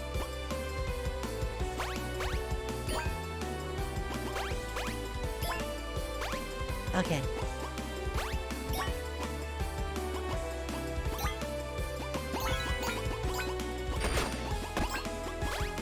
Sorry if I'm going a bit slow. I'm also reading chat while I play.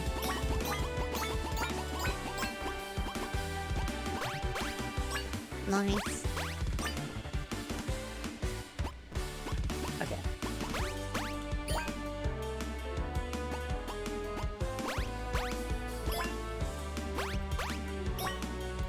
There we go.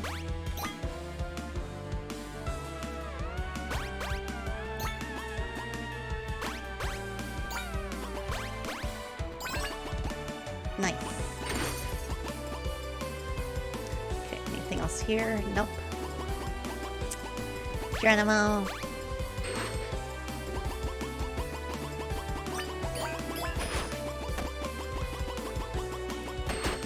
Okay.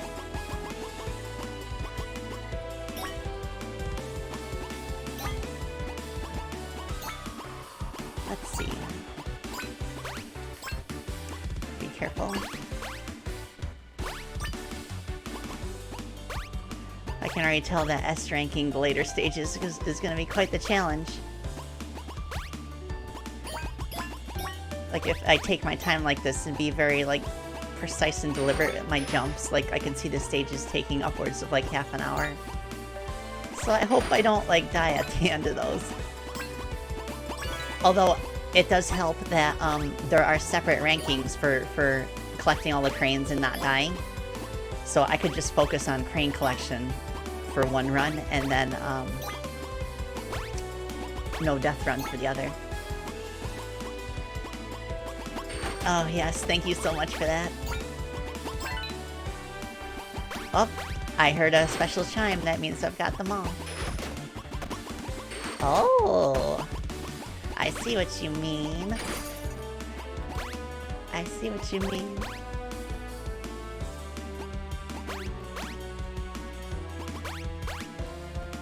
Haha.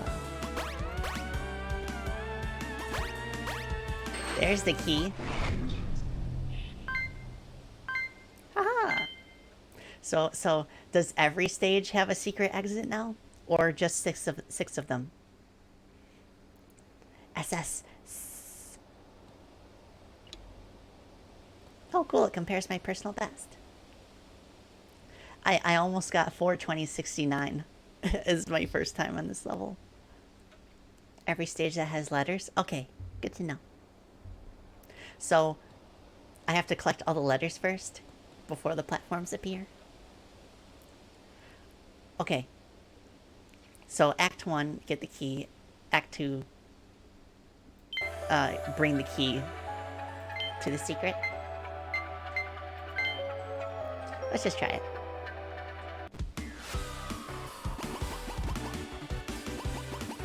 A bit hidden, but that was deliberate. Okay, cool. Sweet.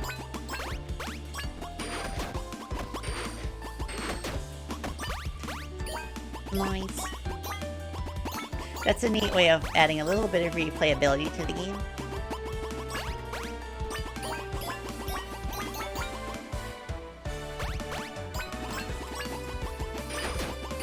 There we go.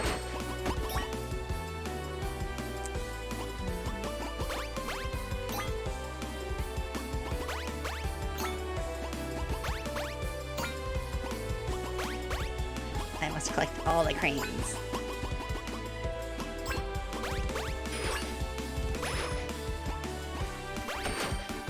There we go. Okay.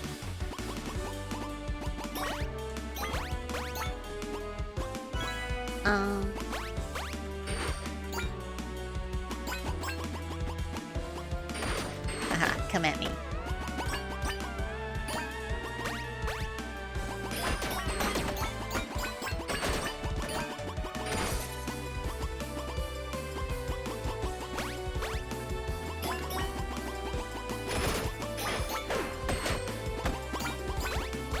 There we go. I think that's all of the cranes up here.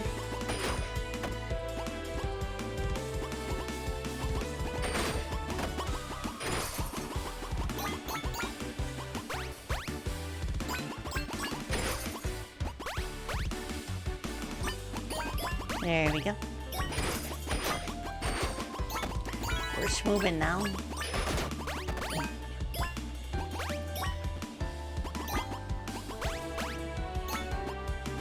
Okay.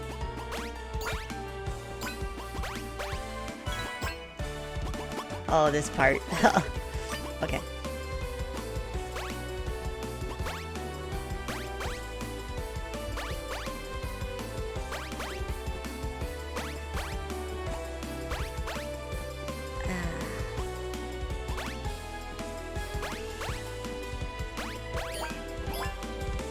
Okay, I think that's all that was up here.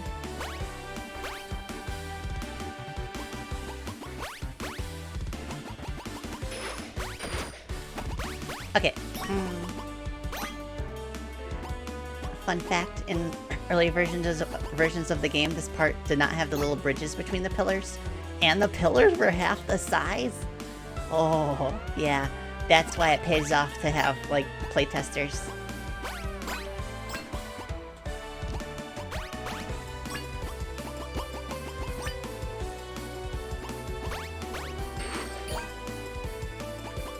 Yeah, that's why you always got to keep an open mind in terms of, like, feedback and stuff. Because, like, even minuscule changes like that can make a big difference in how much players can enjoy a level. Or, like, the game as a whole, even.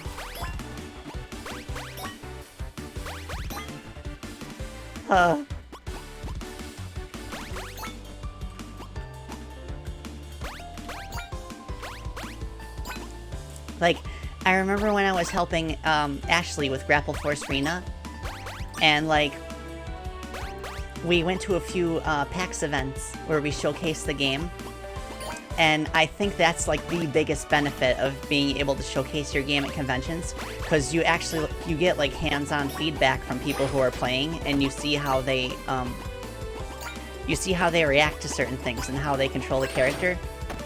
And that gave us a ton of useful feedback for how to fine-tune Rena's grappling mechanic. Like, I can't remember a specific example of something we changed, but it just helped so much to be able to watch other people play and then, like, fine-tune the controls and the way the grappling hook works. Oh, I'm missing 17 cranes. Shoot. But, I see the platforms back there, so...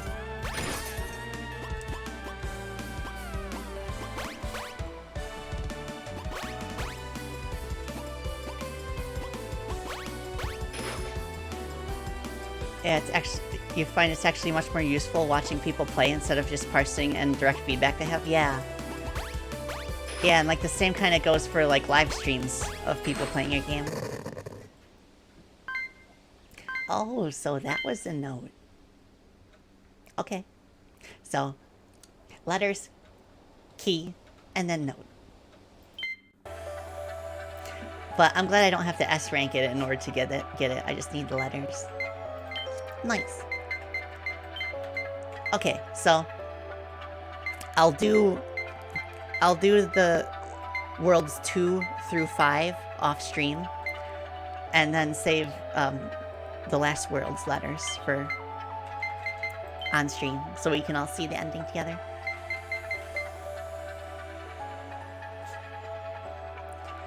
Oh yeah, you're also glad finding the items didn't require getting S. Someone will make hard mode mod for this and just returns the difficulty to early game versions. Yeah, that's the other thing too that I noticed, that after you release your game, there's quite a bit more pushback to adjusting the difficulty post-release instead of pre-release. But sometimes it's absolutely necessary, and you just kind of have to like hope that your players will respect it. We did kind of have a solution for that for the first game, where we had hard mode retain the difficulty of version 1.0, so that players who preferred that would be able to play on hard mode. And then everybody else would be able to benefit from the balance adjustments that we made later on. Awesome! Yeah, this has been quite an adventure so far.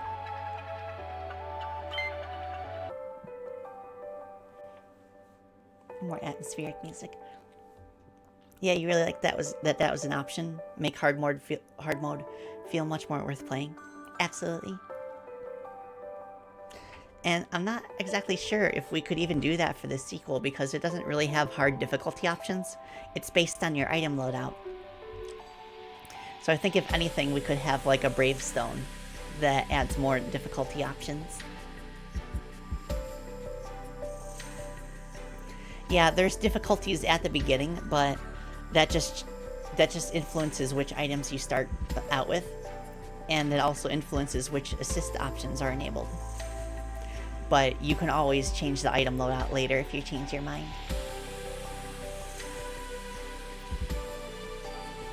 Yeah, I really like red pandas too. But if I'm not mistaken, Hana is a tanuki.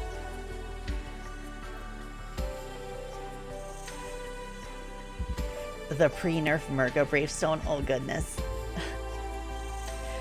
I think the only way that would work is if there was just a Bravestone to make every boss harder. And like a simple way I can think of doing that is to like increase their speed by a certain factor.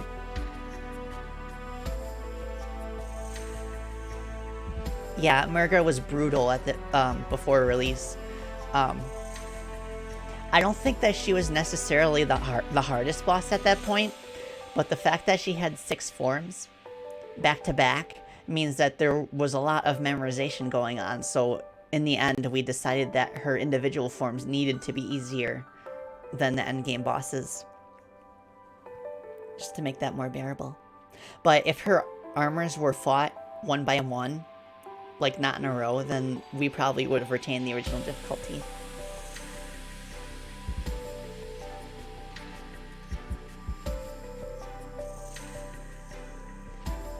Oh yeah, the version that Proto first encountered during development. The funny thing is, Proto made like 2 or 3 of the phases of Murga, but after he played them himself, like, he immediately went to me and said, "These bosses need to be easier. This is not a request."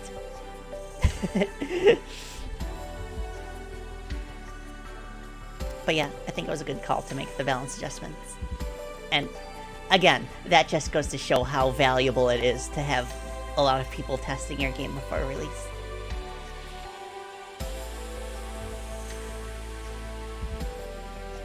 Oh, I came with my eyes again. Okay. Oh yeah, I remember I sent you a review copy, Dominic. Proud to say you beat Murga first try. Yeah, if I'm not mistaken, we had already made some of the balance adjustments at that point, but we made a few more afterwards. I think mostly in terms of making Lilith armor's shield mechanic easier to understand, because people weren't really getting that you could still damage her even when her shield was up.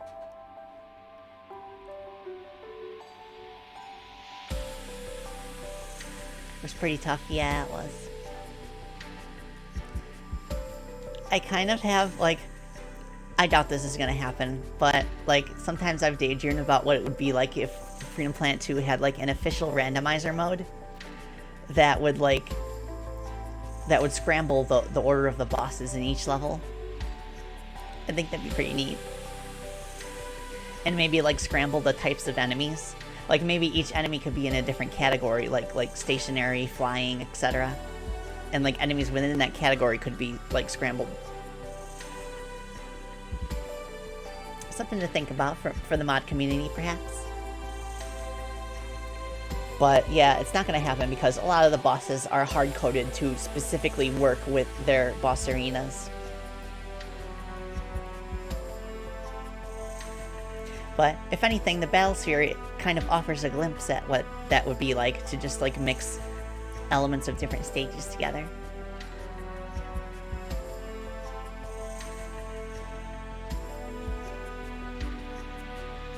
Yeah, it would be fun at least to, like, finish some of the unfinished items, like the mirror lens, if we can figure out why it's not working with certain, like, UI elements. Then I really want to add that in before the console versions come out.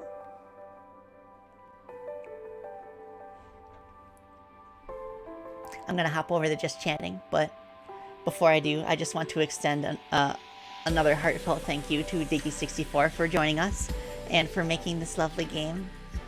I've had so much fun, and I'm so glad that it's doing well and people are liking it. If I'm not mistaken, it's at overwhelmingly positive now on Steam. That's so awesome.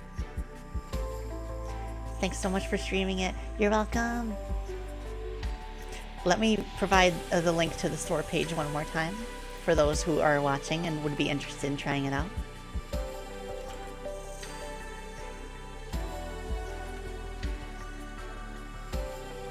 Oh, okay. I think that the overwhelmingly positive threshold is 200 reviews.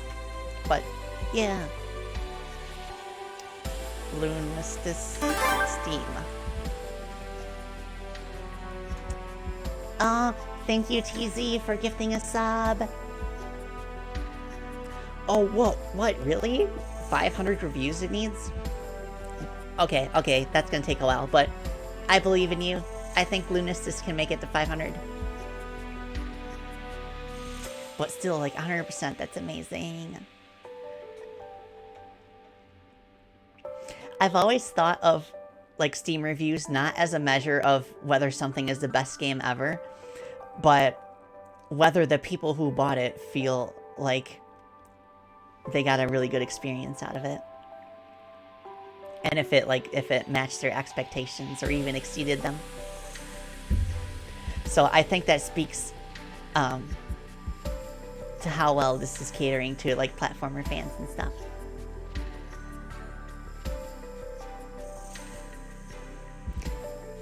But yeah, thank you so much. And I'm so glad that you were able to get it showcased in Indieland and everything. That's so cool.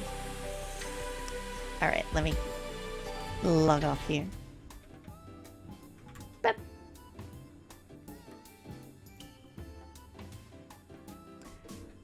Six in the channel, yeah. It means you've given a total of 6 gifted subbies.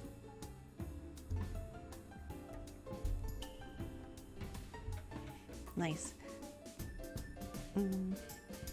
Hold on a second.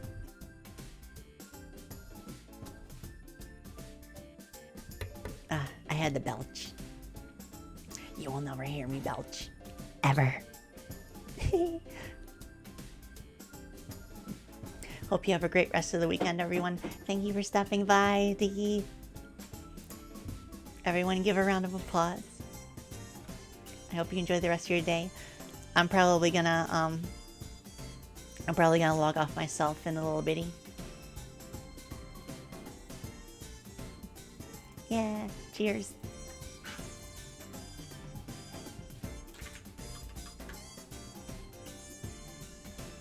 Have a wonderful evening, Sabrina. Thank you. Yeah, yeah, I should probably just call it a day here because Paige has just marched into my office and she's doing the butt wiggle when when she's like frustrated and wants something. She's like, mother, pay attention to me.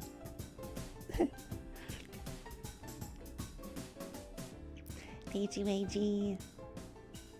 Oh, I think I know why. It's 30 minutes until their dinner time.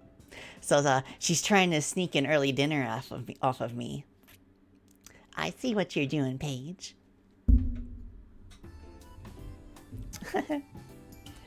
No, honey, you gotta wait half an hour. But I'll be happy to give you some attention if that helps you wait. Alright, I'm gonna call it a day, everybody. I'll think about my schedule for next week, and I'll post the schedule as soon as possible. I'll also see if I can populate a new list of Freedom Planet facts so that I can bring that reward back. I'm not sure why the point rewards weren't working today. I think maybe it's just a Twitch thing.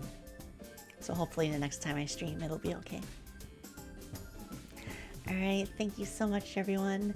I bid you adieu, and I hope you enjoy the rest of your day. Thank you so much for hanging out with me. Bye!